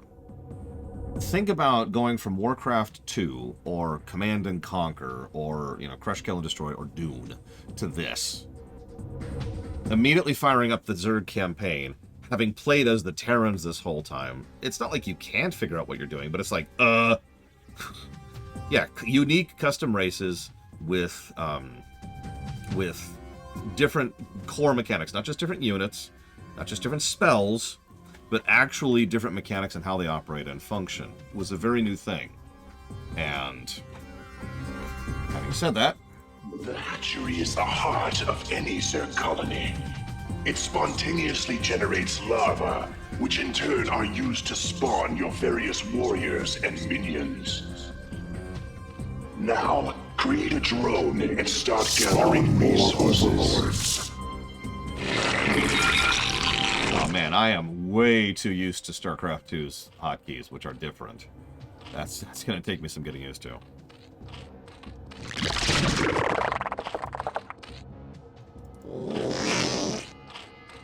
Overlords provide control for your minions.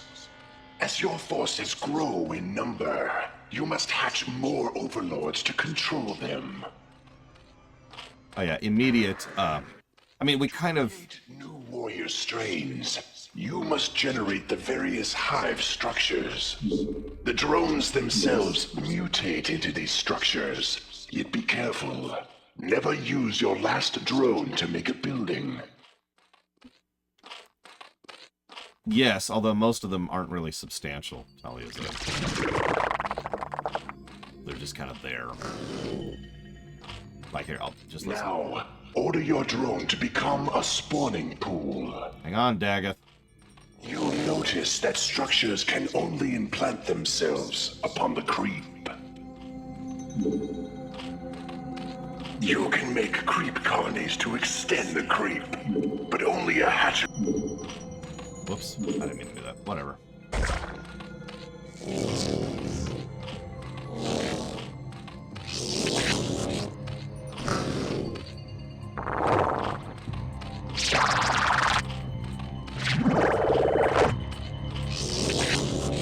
And there you go, there's your pissed sounds. There's not much.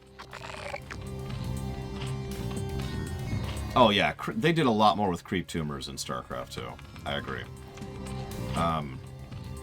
Oh yeah, speaking of which, time to use my last drone to make a building.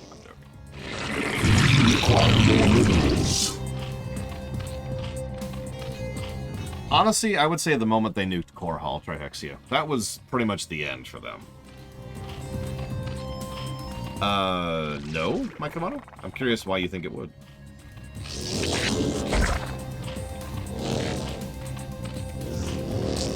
Explain your logic to me.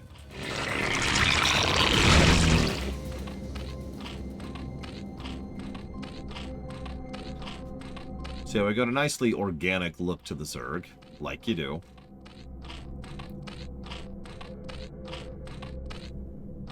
I suppose that's true, Mike Romano, but not really. I skipped a cutscene.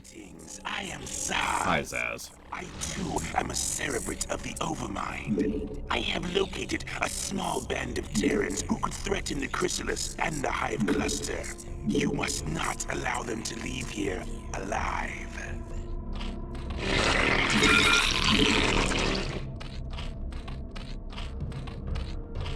Yeah, nobody likes Zaz or Zaz, whatever his stupid name is. I mean, they're either very lucky or very unlucky, depending on your opinion there, Talia. Take your pick with that one.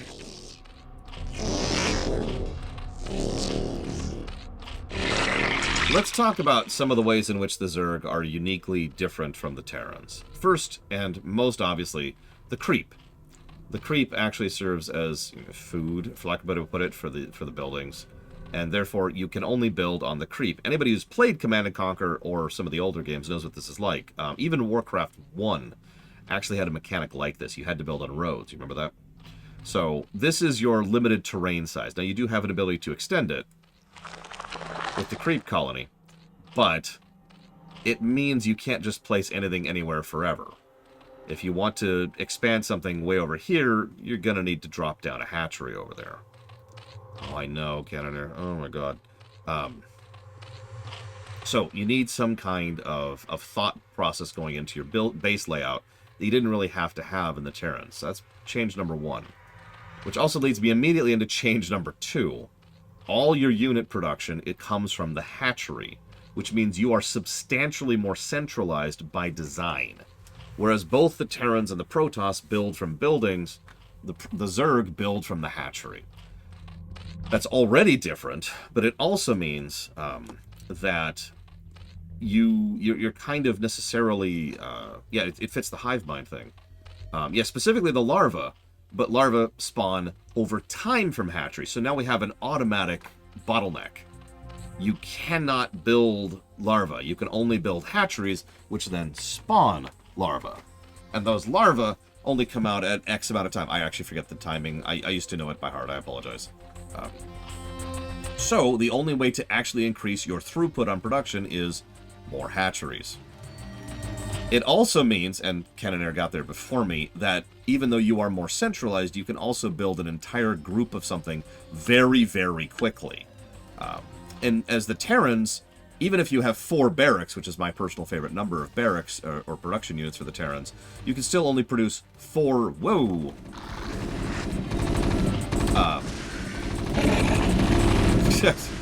Not paying attention here, that's my bad. You can only produce 4 Marines at a time. For the Zerg, the only amount of limitation for that is how many hatcheries you have. Because you can produce 3 units per hatchery at a time, which means you could have an entire group ready to go all at the same time, which changes the nature of the flow of it. It's more bursty, for lack of a better way to put it. Let's start getting some Vespene going while we're at it. It honestly took me longer than I'd like to admit to recognize the value of multiple hatcheries. Because I'm dumb. I don't have a better way of saying that. Me stupid! But that is something that I will admit I didn't process until I started... And honestly, I think, like, Brood War is when that really came into my mind.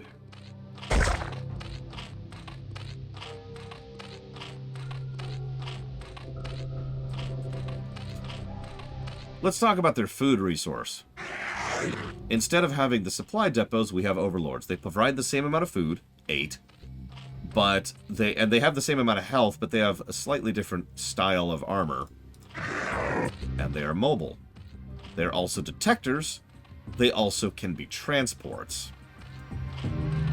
So this is interesting because it means the overlords aren't just something you plop down and then you walk away from, because supply depots, other than being a wall, have no gameplay functionality other than providing food. The overlords have additional gameplay benefit, but that also means they are functionally more threatened. Losing an overlord doesn't just mean losing food, it can also mean losing a portion of your army.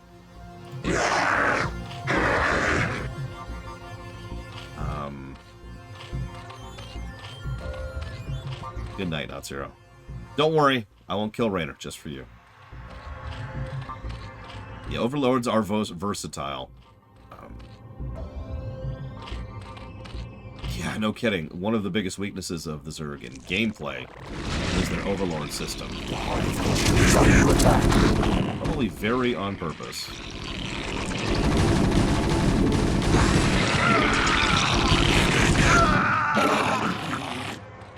Yeah, overlords are also kind of squishy, but can be upgraded, and with their movement speed upgrade, they're actually legitimately fast. So they can avoid difficulties a lot at that point. The creep does not slow down enemy units to my knowledge in StarCraft 1? Question mark. Spawn more overlords. So let's talk about Zerglings. Zerglings aren't super large in lore. They're about the size of say, a cow, I would say.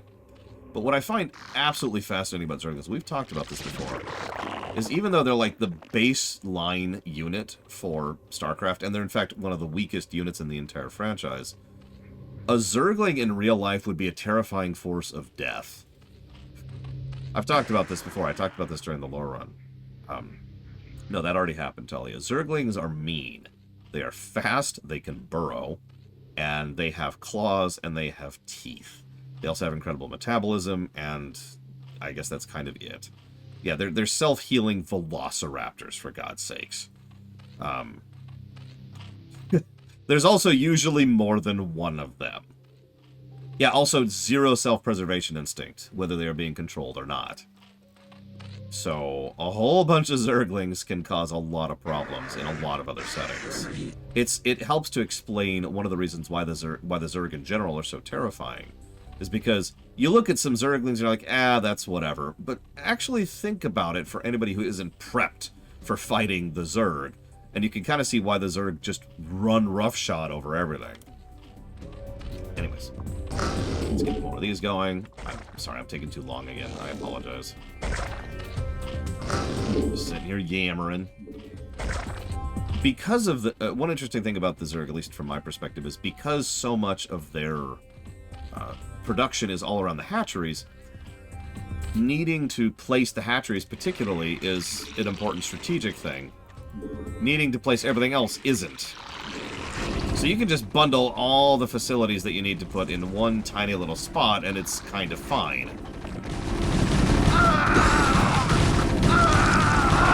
Well, I mean, again, and I agree with you, Mina Rao. How many of you have ever seen a cow in real life? Like, physically, been at present to a cow. Now, bonus points. How many of you have ever actually, like, tried to push a cow or, like, physically interacted with a cow?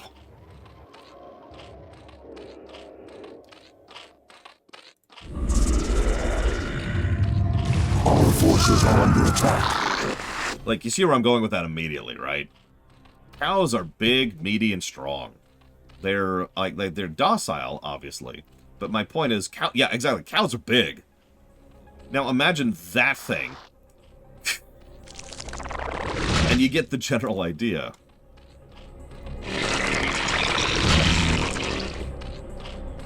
Yeah, bullfighting. Oh my god.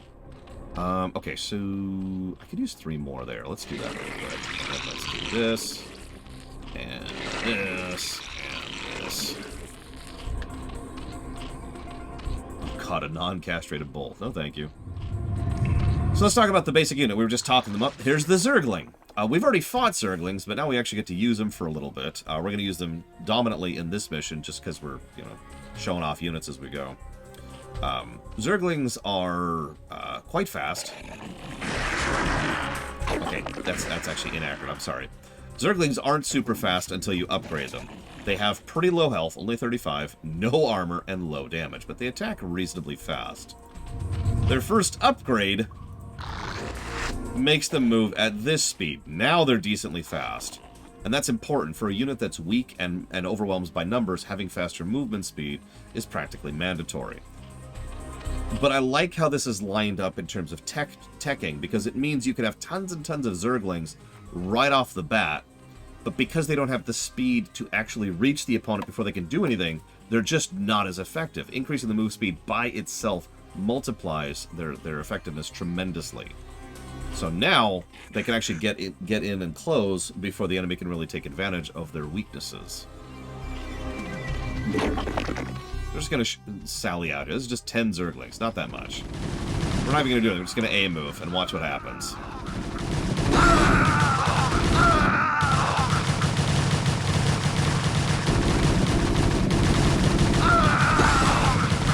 One other unintentional advantage of the Zerglings is that they are small. In gameplay, I mean. Their hitboxes are very small, which means a lot of Zerglings can attack a single target simultaneously.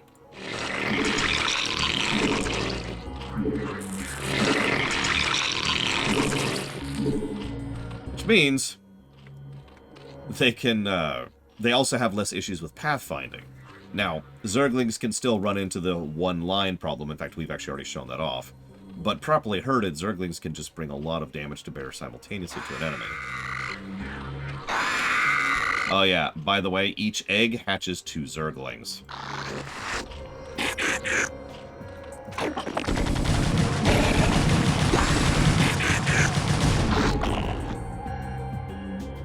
Now, these are actually pretty well-designed units, all things considered, with one rather notable exception.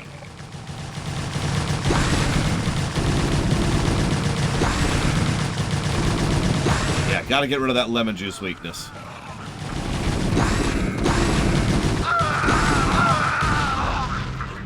The in-lore explanation is because the buildings are so ramshackle and haphazard and thrown together that they just start to spew gas and the damage starts to overwhelm them. Tracks, yeah. So, the biggest problem Zerglings have is the fact that you can only control 12 units at a time. This is a problem that is fixed by Starcraft 2, where Zerglings will be a much better unit. Here, they're still decent, but the simple fact that you can only select 12 at a time by itself substantially lowers the overall value of Zerglings as a anything other than an early game unit.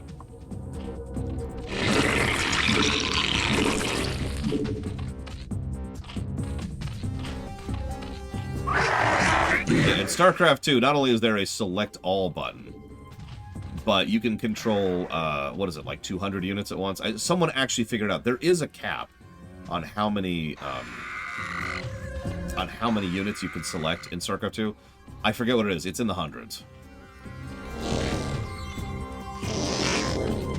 That's just my APM era. Don't worry about that.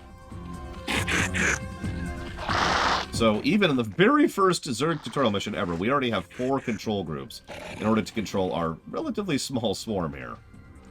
Let's see what happens if we just A-move. And let's get some new Zerglings coming, because we hate them.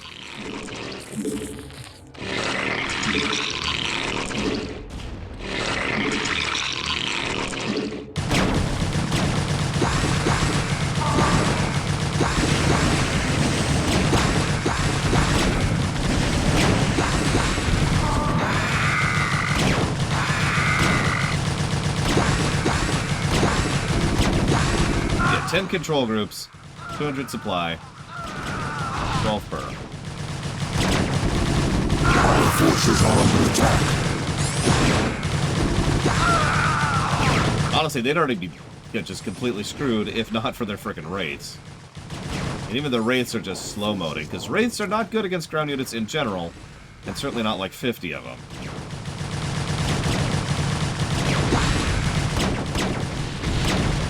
And that's Zerglings in a nutshell.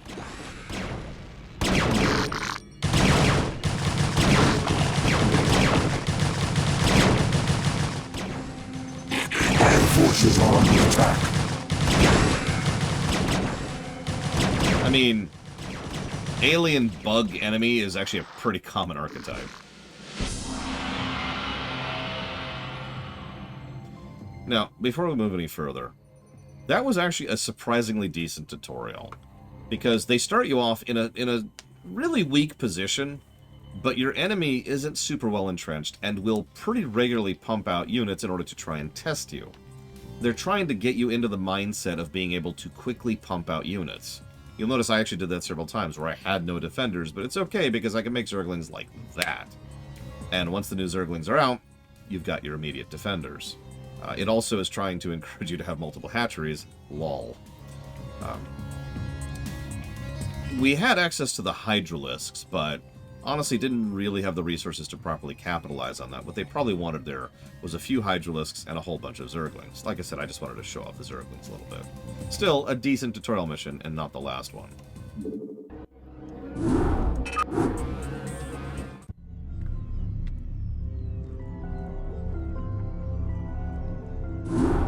I am well pleased, young Cerebrit.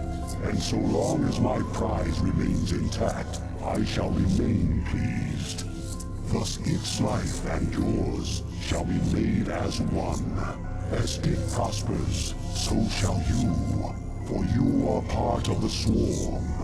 If ever your flesh should fail, that flesh shall be made anew. That is my covenant with all Cerebrits. Now you have grown strong enough to bear the rigors of warp travel with the Swarm.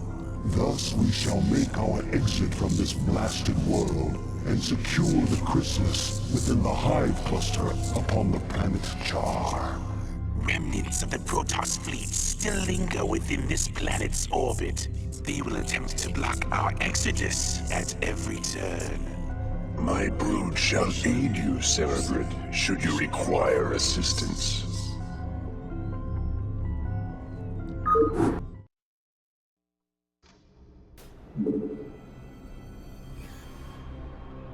We'll leave the hunter-killers for a moment. Just let them sit there for a second. So, this mission, we already have access to Mutalisks. But this mission, we're going to talk about Hydralisks. Hydralisks are Marines 2.0. They follow pretty much all the same design philosophies. They're medium-sized, decent but not super fast move speed. They have average armor. They have, ranged, and it's hit scan ranged, and they do decent damage. The only thing that really makes Marines different is their cost, which I'll point out right. Yeah, it does get chilly. Okay, fine, hang on. Their cost. We require more Vespene gas. Which we'll talk about in a minute once I get more freaking gas going. Jesus Christ, game. We require more minerals.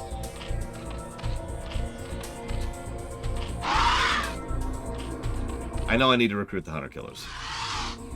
Because they're non-friendly. Or they're recruitable, or whatever the hell the actual term is for that. There's a lot of multiples of 8 in this game. I've always found that to be a weird design choice. Not multiples of 5, or 10, or 2, but 8. You need a lot. It's weird.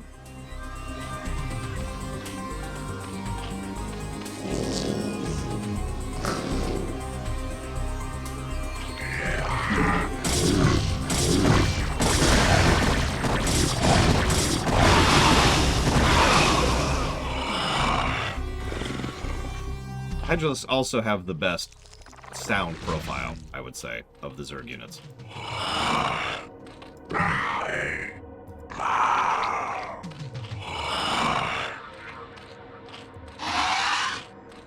Unlike the Mutalisks, which you'll be getting used to, because we're going to hear a lot of Mutalisks.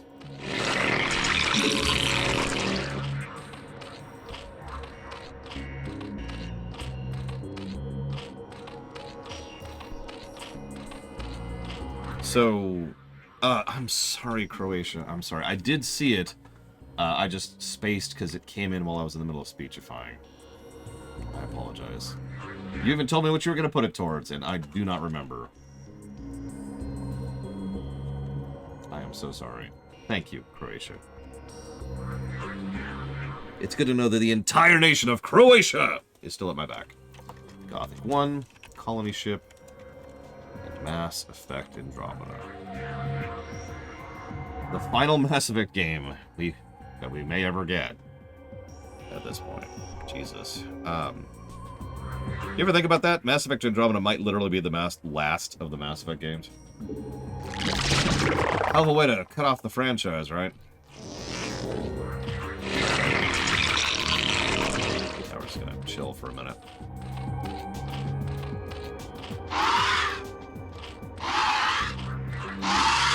You know what? That's a fair point. My bad. We will see a Mass Effect mobile game. That'll be brilliant and wonderful. It'll be so fun. It'll cost so much money to play. You know what's funny is Andromeda, you'd think would be the inverse of Inquisition, right? Decent gameplay, low story. But no, Andromeda has a lot of gameplay problems too. So, we'll see where that goes.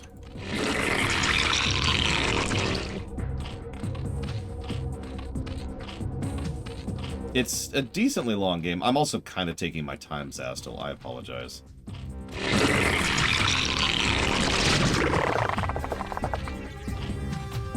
I will admit, it's really nice to really dig into a game and a franchise I know well. It's kind of relaxing, you know? Yes, Crazy Norse, without hesitation.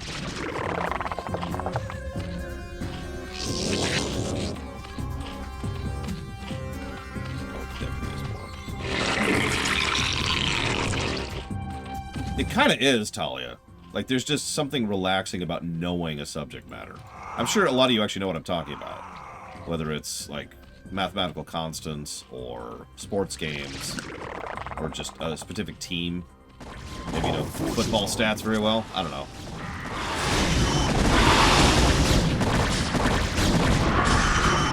Yeah, they wouldn't really codify how they design the resource layout until Brood War.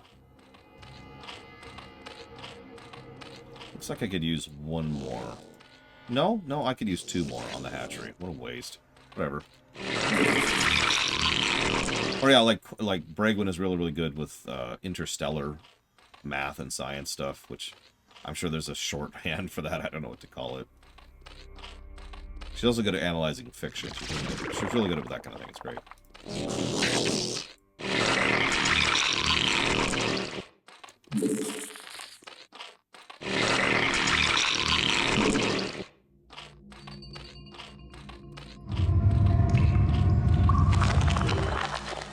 I already talked about the Sunken Colony. It's a good thing to mention, by the way. The Sunken Colonies are relatively cheap.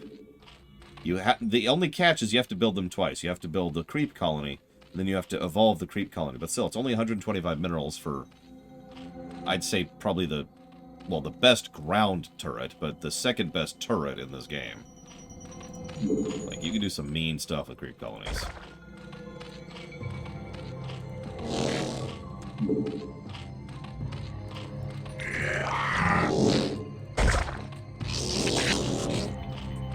Get a nice little triad going on there.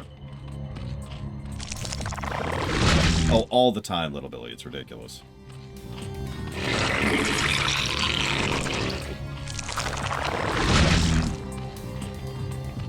Yeah, the photon cannon is the best turret in the game. It's outpaced in specific things, like for specific niche things.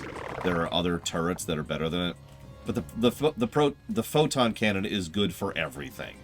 And it's relatively cheap, and it's relatively easy to just churn out en masse. The photon turret is silly. The only weakness of the photon cannon is the pylon redundancy, or dependency, and there's plenty of ways to work around that.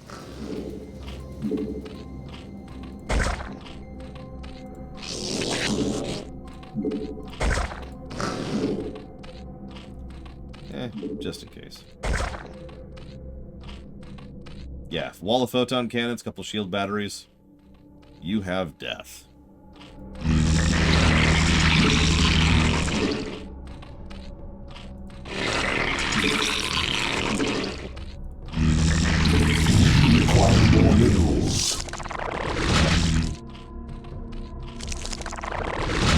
So a sunken colony.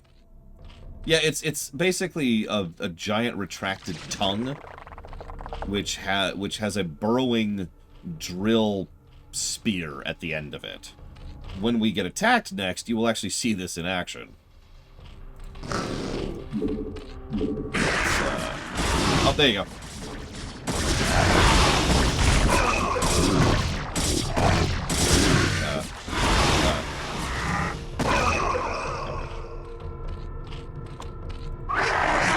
It is nicely messed up. Oh, did I just lose? I did.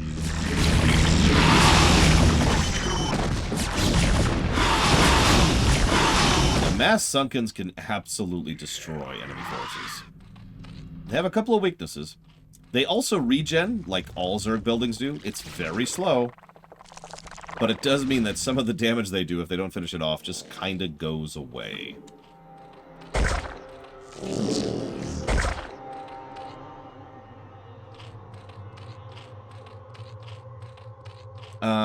I don't think I have a favorite, honestly. Disco. I like to roam. I like to peruse.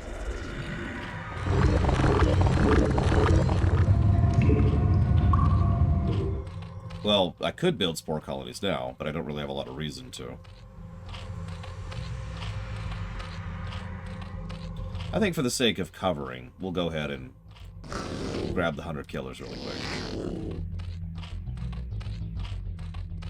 Do with my minions as you will, Cerebrate.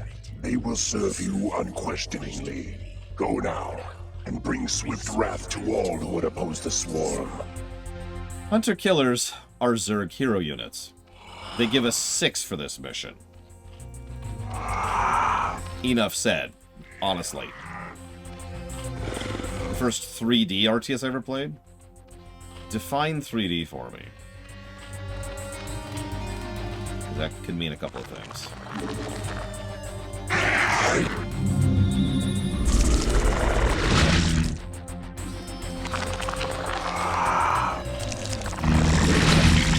Well, what was the first 3D RTS then? Because it was probably that one. My first thought is Total Annihilation, which is in 3D.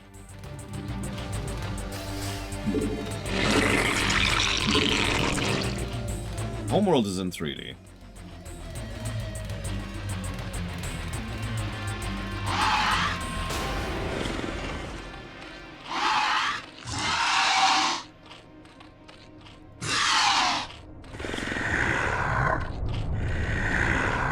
So let's talk about Hydralisks a little bit more. So now that we have access to them, they're decent, but the biggest problem with the Hydralisk is the cost.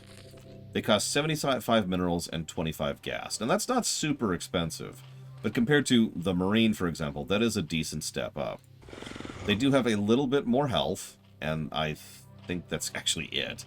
But otherwise, they're kind of a variant, a mutator of the Marine. The difference is while the Marines get 2 very useful upgrades, which we've already talked about, which is range and the stim pack, the Hydralisks get 2 very useful upgrades, one of which is, once again, range, but the other one is movement speed.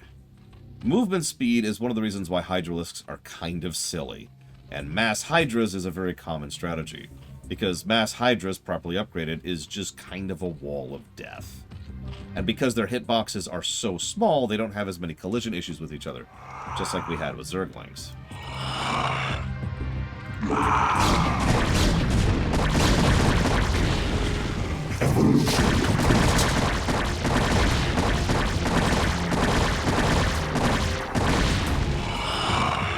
Oh, definitely science-focused. Or gimmick.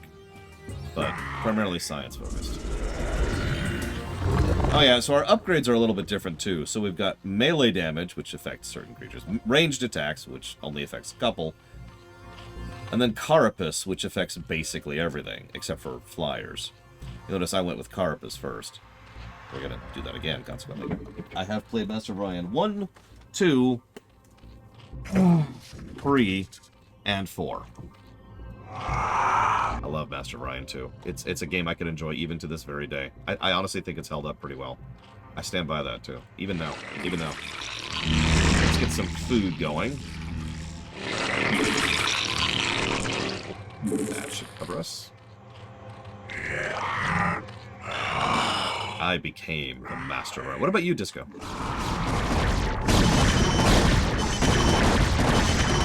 That's a scout. We'll talk about that later.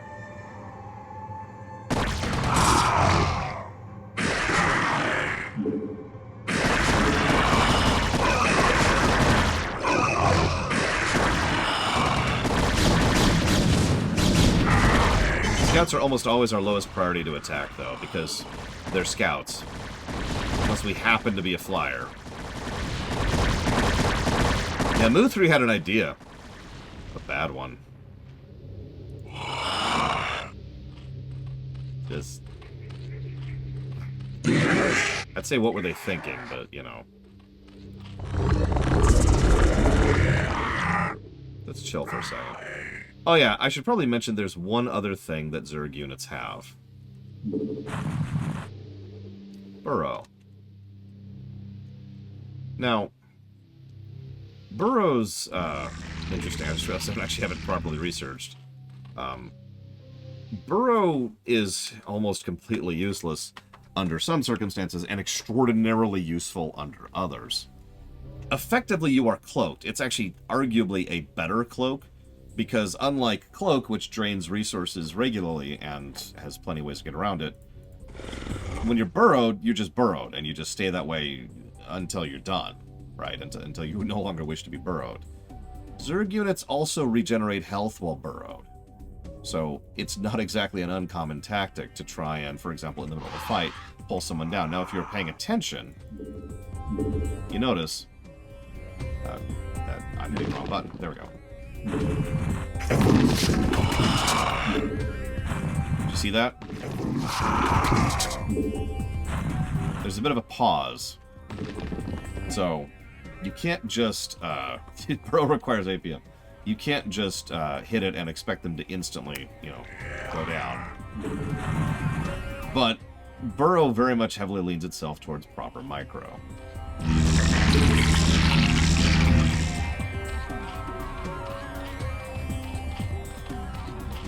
I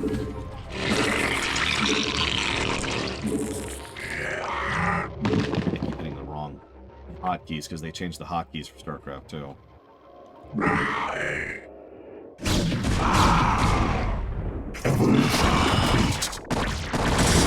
No, you're up.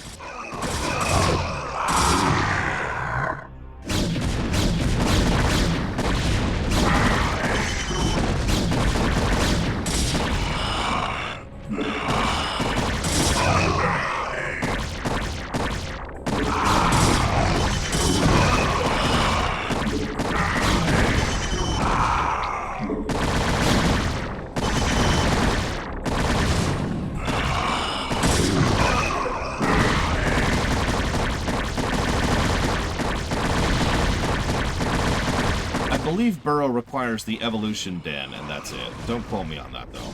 It's something you research from your hatchery, though, so it's relatively easy to have access to.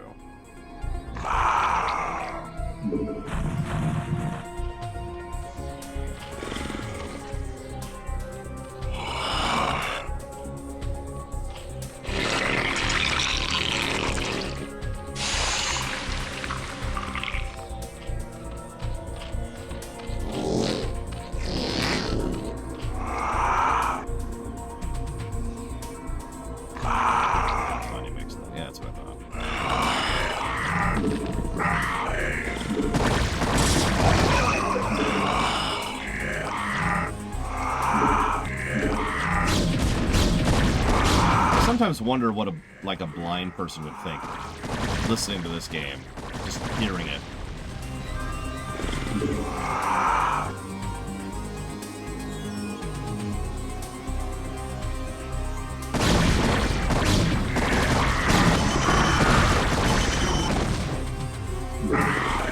Yeah, there's some stuff going on.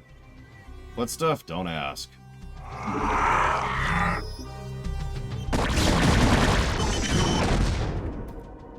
Probably not, because the game is primarily mouse-driven. I know this game was on the N64, but you get my point. Listen, nobody cares about hunter-killers. It's fine, it's fine. Whoops, sorry. I'll grab that.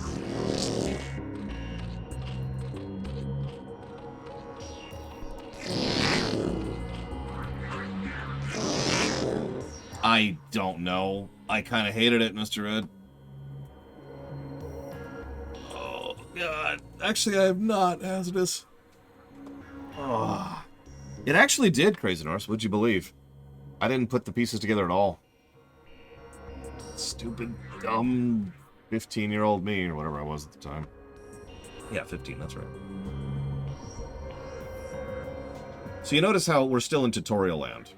We don't really have a proper enemy base. We don't really have a proper fortification. And you'll notice they're actually throwing units at us a bit faster than the Terrans.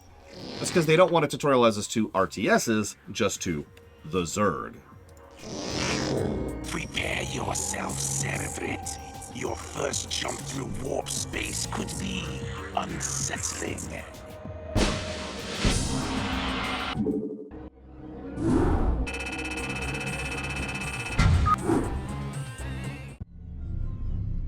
With the Protoss forces beaten and scattered, love these, by the way. The Overmind has withdrawn the swarms to the remote ashen world of Char.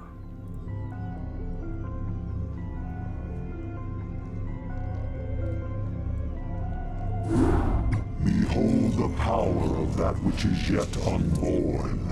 For the swirling images that flow forth from the chrysalis are only a shadow of the sleeper's true power. The psionic emanations of the chrysalis have reached out into the depths of space and lured our enemies to us. Even now, we are aware of their plans.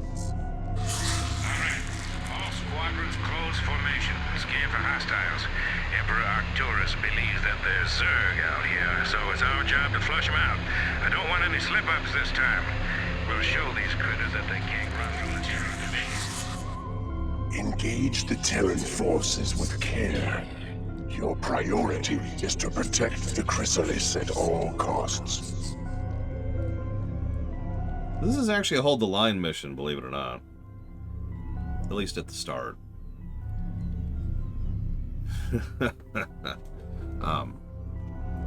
Also, did you catch that neat little bit of smooth expositing there? There's Duke, and we're talking about Emperor Arcturus, and we're referring to something called the Terran Dominion.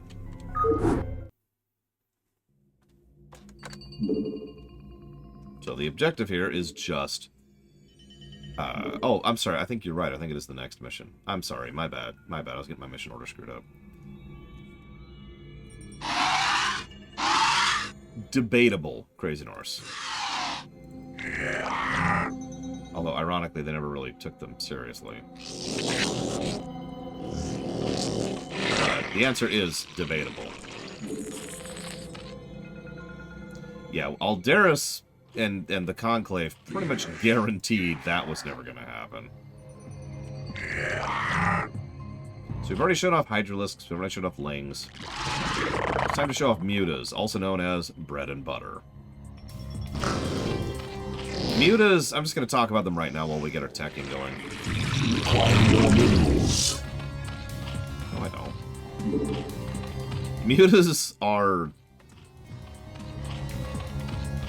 Mutas are everything good about, like, the air units that I already talked about, except they're actually worth a damn.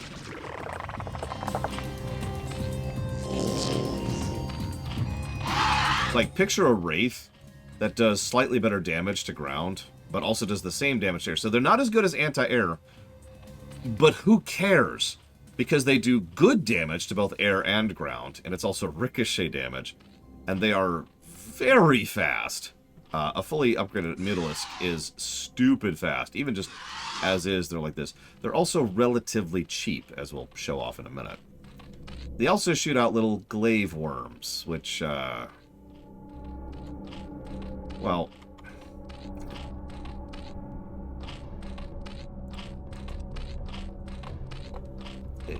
you know. Anyways, a lot of that.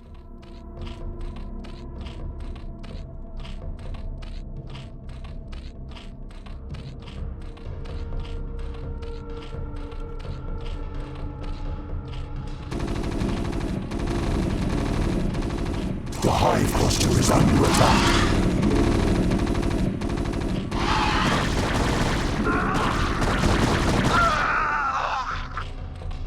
Mutalisks are extremely fragile. So, this is how they're well designed. Mutalisks really need to mass in order to do stuff. One Mutalisk is a joke and will get crushed in seconds. They have very low health, relatively speaking, and very low armor. They are also very expensive in one specific resource, Vespene. The limiter for mass mutas is Vespene. Yeah, we need to mass muta for this mission, and we are going to. I have not, Yura. What is it?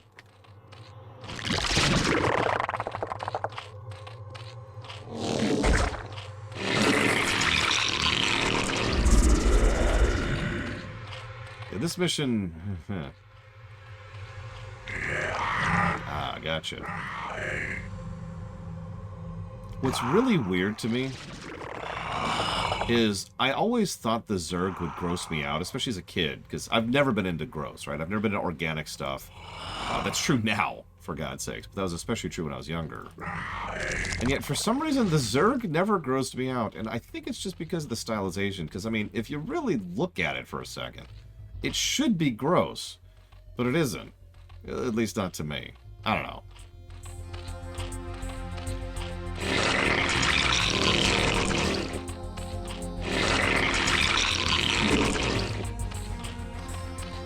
Spawn more overlords. They're also very colorful, that's true.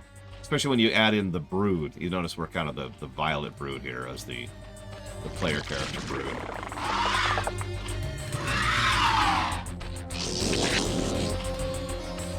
Looks like I can have 2 more on the geyser. Yeah, they also tend to lead more towards chitin than flesh, that's true.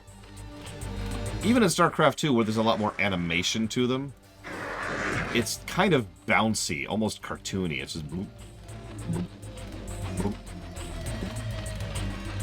We'll show that off when we get there.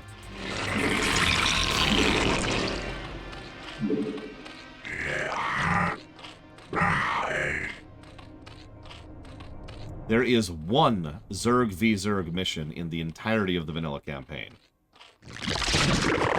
Which is kind of a weird choice, but makes sense narratively. There's not a lot of reason for Zerg to fight other Zerg. Or weirdly enough, no, Hazardous. Yes, I am aware of it. In fact, I talked about it earlier, Mr. Nuclear.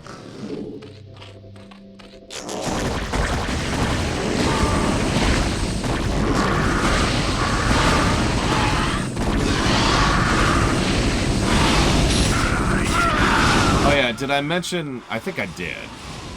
Did I mention Mutalisk's attacks bounce?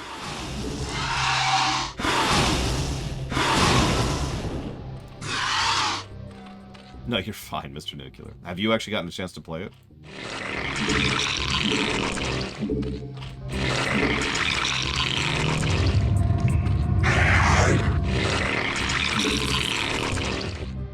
I don't think a Cerberus would be able to cause a large amount of problems in StarCraft 2's era because their position has literally been usurped by other things. Like, they would have to psionically try to usurp control. And could probably only do so locally, you know?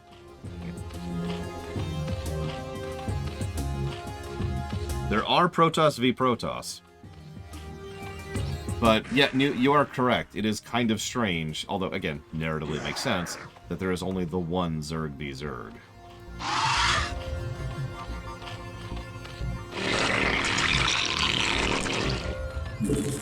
Nobody cares about Abathur. Nobody read that book. Don't be silly. Okay. A little bit more teching going on here. We've got a decent resource throughput. Listen, nobody dislikes crustaceans, okay? Water bugs are delicious. Ground bugs are gross. It's very simple.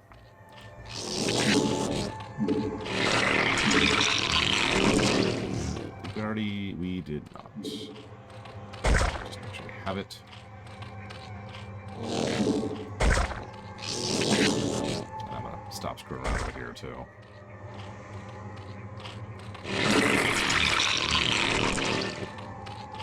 Water bugs are delicious. Oh yeah, by the way, creep colonies actually build very quickly. That's the other advantage there. Now, the upgrade doesn't build quite as quickly, but still, even with the 2 things, that does not take a long time to put down a turret. It's not my fault that mud crabs must die. All of them. All of them.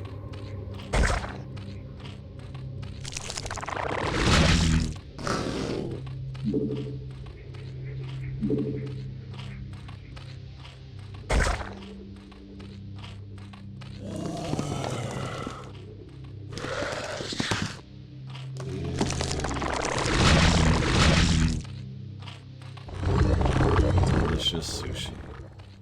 I'd kill everyone for sushi. I mean,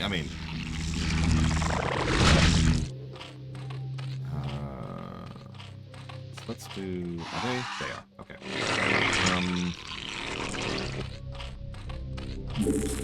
Let's do this.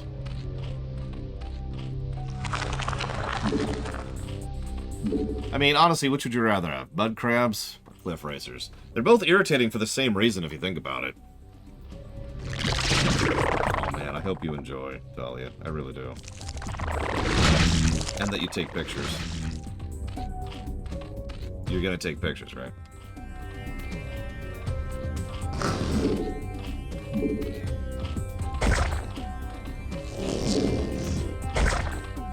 I mean, you don't have to. Guess.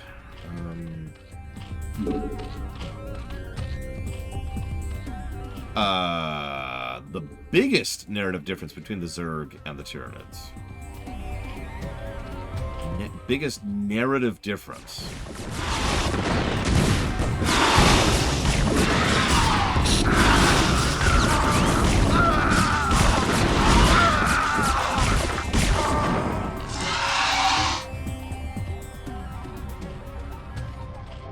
See, the problem is there's actually a lot of differences between the Tyranids and the Zerg. And so I'm trying to think of what the biggest difference is. Like, the nature of how their hive mind works, the fact that they have multiple intelligences, which kind of contradict each other. The fact that they are a constructed race, which has built-in... Yeah, we know the origin of the Zerg. They're a constructed race, which has built-in weaknesses designed on purpose for the nefarious ends of the villains. I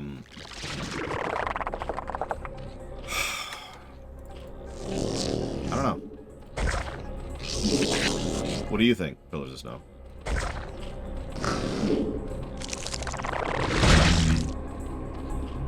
And don't do that, Yura.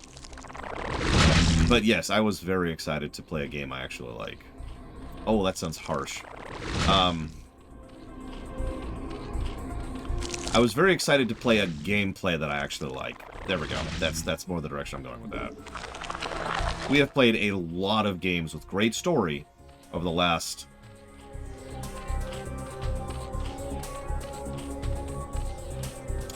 almost 4 months. Almost 4 months we've been doing a whole lot of story-heavy games, which have kind of flagged behind in gameplay. And now we're playing Starcraft. I did, Mr. Nuclear. Yeah, pretty much since I came back. There have been a couple of exceptions. We played a couple of Shantae games. The Ace Combats had some good stuff. And, I guess that's kind of it, actually. But overwhelmingly, like, time-wise, it's been weeks upon weeks of gameplay I've been putting up with for story. Oh, yeah, and GTA 5. Can't believe I forgot GTA 5. It was GTA 5. That was a treat. That was just a joy to go through. The only reason I didn't want a highlight reel of that is because we already have one. Oh yeah, there was also Batman Arkham City. God, I completely forgot about that. Okay, fine. There's plenty of games we played that have good gameplay. Although, actually, I bet if I sat down and mathed out the hours of every game we've played and put them into, you know, good gameplay and not good gameplay, I bet the not good gameplay would overwhelm that. Like, Baldur's Gate 3 and 3 Dragon Age games back-to-back, right? Enough said. Hey, Briglin, again.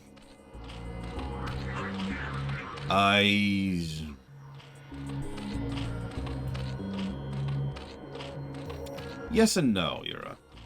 Yes and no. Yeah, and God of War 5 and Spiritfarer, both of which were 30-plus hour games. Nice, long games. So, sorry, I meant to talk about this. 100 minerals, which isn't really that expensive, but 100 gas. That's mean. That means 1,200 gas per unit group. You'll notice, for the entire time I've been playing this mission, I, right now, could afford 1 unit group of Mutalisks. So, like I said, that's our limiter when it comes to Mutalisks. Vespene is always going to be your bottleneck resource, but Mutas chew that up like nothing, because unlike most things which cost a lot of Vespene, Mutas die quickly and easily.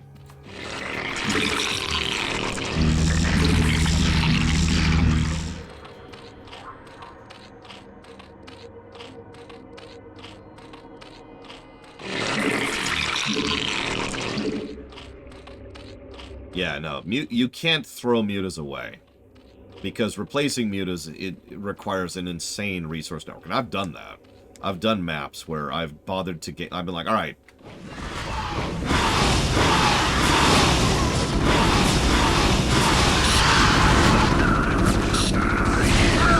Just did that too.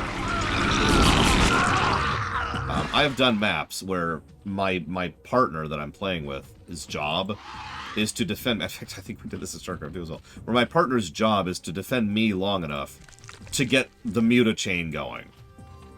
And once I have successfully gotten the muta chain going, then I actually beat the map.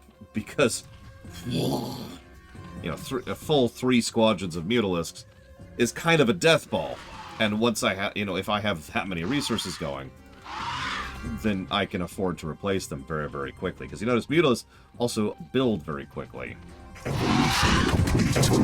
Terra can tell you about times where Terra would claim my Vespene geysers in StarCraft 2 co-op so that she could actually make, you know, whatever else she was doing. I actually forget the specifics.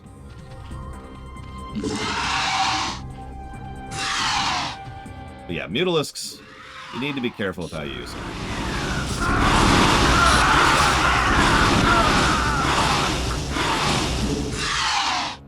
Yeah, this mission and its terrain are very, very much built towards... Please remember that you have mutalisks and use them. Like, that's clearly what they want out of this mission.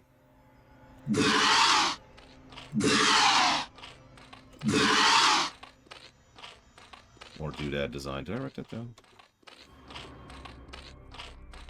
Did not. Killzone. You got it, Trihexia. Give me 1 second. Killzone Trilogy. Thank you for being a part of the show, as always. One part of Protoss culture I find horrifying. Which you mean all parts? Like everything about it? Whoa, whoa, whoa, whoa, whoa, whoa, whoa, whoa. What happened? Yeah, we got pulled there. So the most horrifying thing about Protoss culture... Oh, gosh. That's a good question. I was leaning towards the Kala. The Kala is kind of stagnation built into the species biologically. It's really messed up to think about.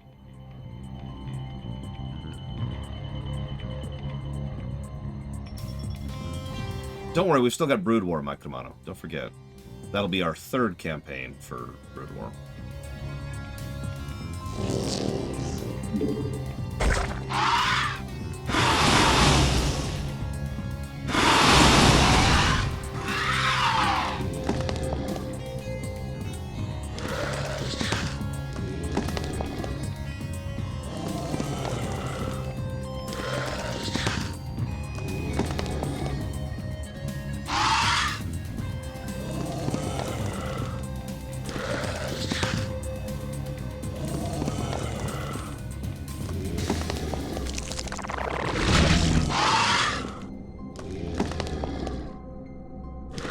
He really does look unhappy, doesn't he? Poor guy.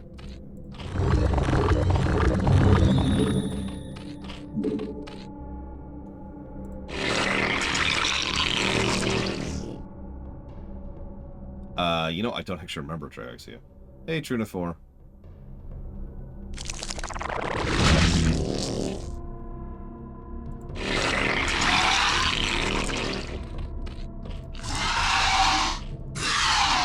We just now have the ability to refill our Mutalisk squad, by the way.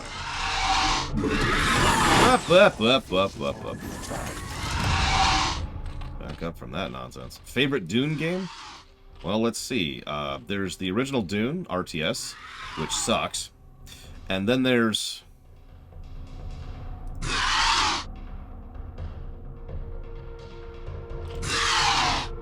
So, by logical definition, that's my favorite Dune game.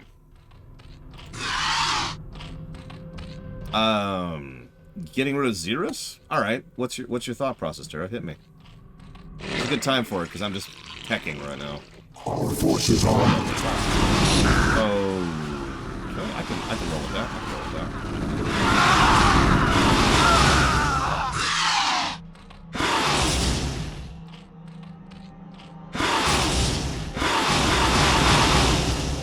There's apparently a Dune 1.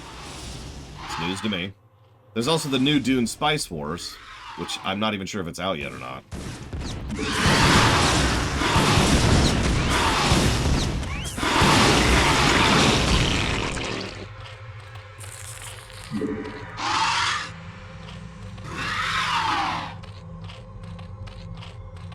I mean, that's an important announcement, Talia.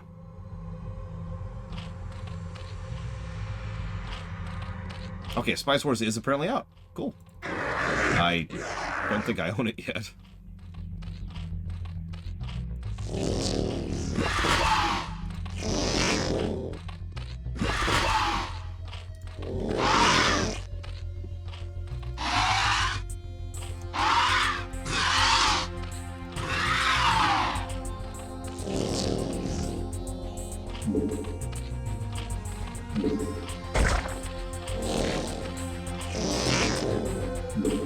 Oh god.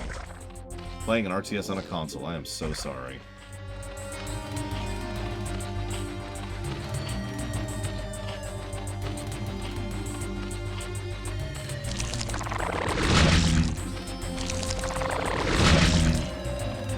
Interesting, Talia. It's on the list, so someday we'll get to it.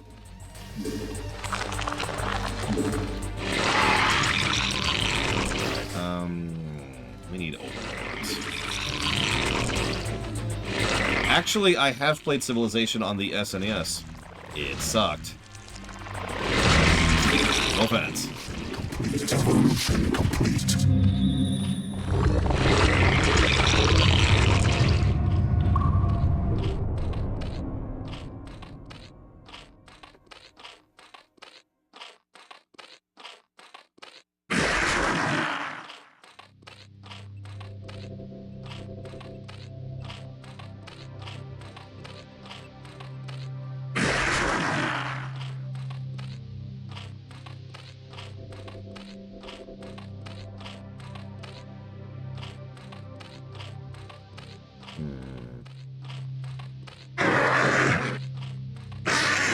I could see that, Terra.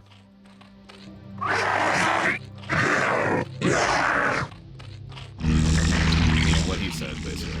Yarr! I've heard a lot about Command & Conquer on the PS1. I cannot imagine playing that. Tell you what, Terra, why don't you save it? Still be here tomorrow, right? I think. I remember you mentioning a Thursday involved in that. Oh, Xion would have been a great name for that.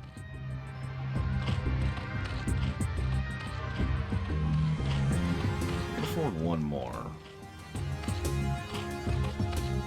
I think I might.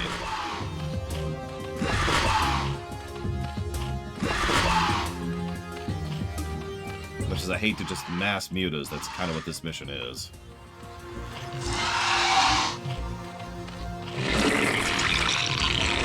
Just chill here for a second.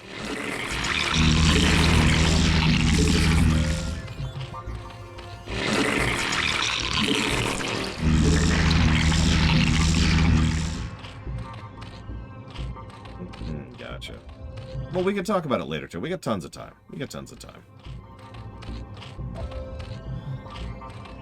Of course you can, Triaxia. Which Protoss faction do I like the most design-wise? So you mean game-wise?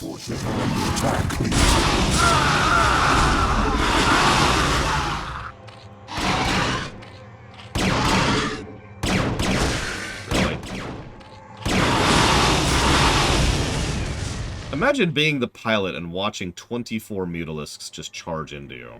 I just picture that for a second. Oh yeah, by the way, Mutalisks can drift really far. Like, if I just let this sit here for a second, you'll watch them just kind of slowly distend out Even they're still going. They're not even halfway done. They're just slowly stretching out. They're still going on the left side. Do you see that? There's this two on the left that are still trying to up. I think they finished. Hang on. Hang on. We're still stretching up to the upper right here. Almost there. Almost there. Hang on. Okay, I'm done. Let's go kill stuff. They can actually go off the map, so to speak, similar to how it works in Total Annihilation, but not really by direction, and it's harder to pull off than it sounds.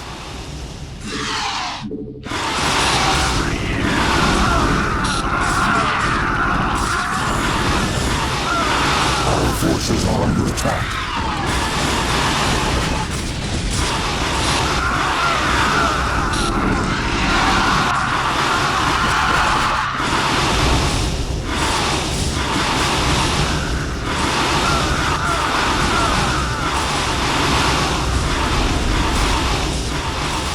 Which one, Pillars of Snow? Our forces are under attack.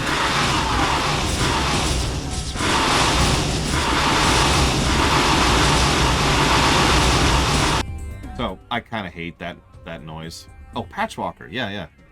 That is going to be a thing in mid-January. I haven't done any of the prep work for it whatsoever. I have not had time. I am not ready for that run right now.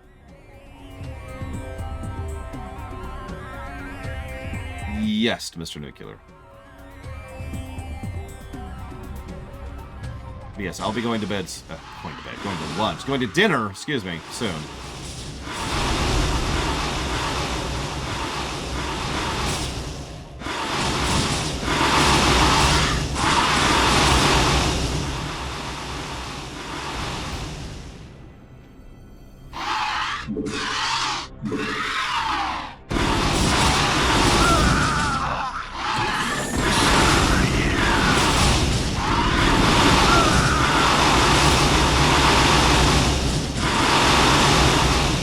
To food. This is part of what I was talking about. The enemy base is built to be pretty defensive against ground units. This is literally them saying, build mutas. Now, you don't have to. You can do this with Hydras or Zerglings, or any combination thereof. But the game is clearly trying to get you to get used to the arrow units. Which is a bit of a shame, because Mutalisks are, as we've already talked about, Mutalisks. So I suppose that would be the, I can't remember what they're called, but the robot people, Mr. Nuclear.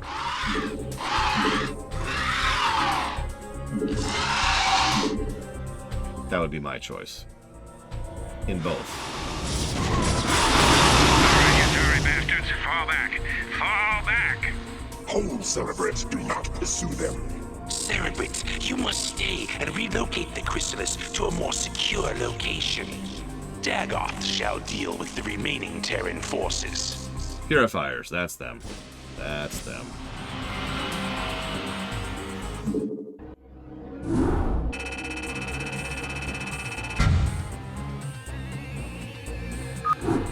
So, I think this is actually a good cutoff point. Or we could see a cutscene, finally. It's kind of weird. I gotta be honest, for years I didn't understand what the hell was going on here.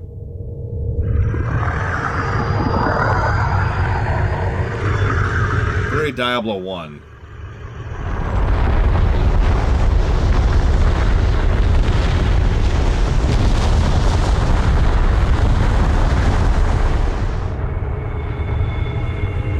For the longest time I didn't realize that's supposed to be Char.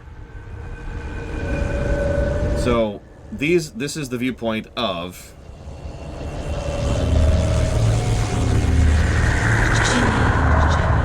her being surrounded by nightmare and death and reaching out to James Raynor with her psychic emanations. Cerebrate. But we'll continue that tomorrow, 9 a.m. Eastern Standard Time, as per our norm.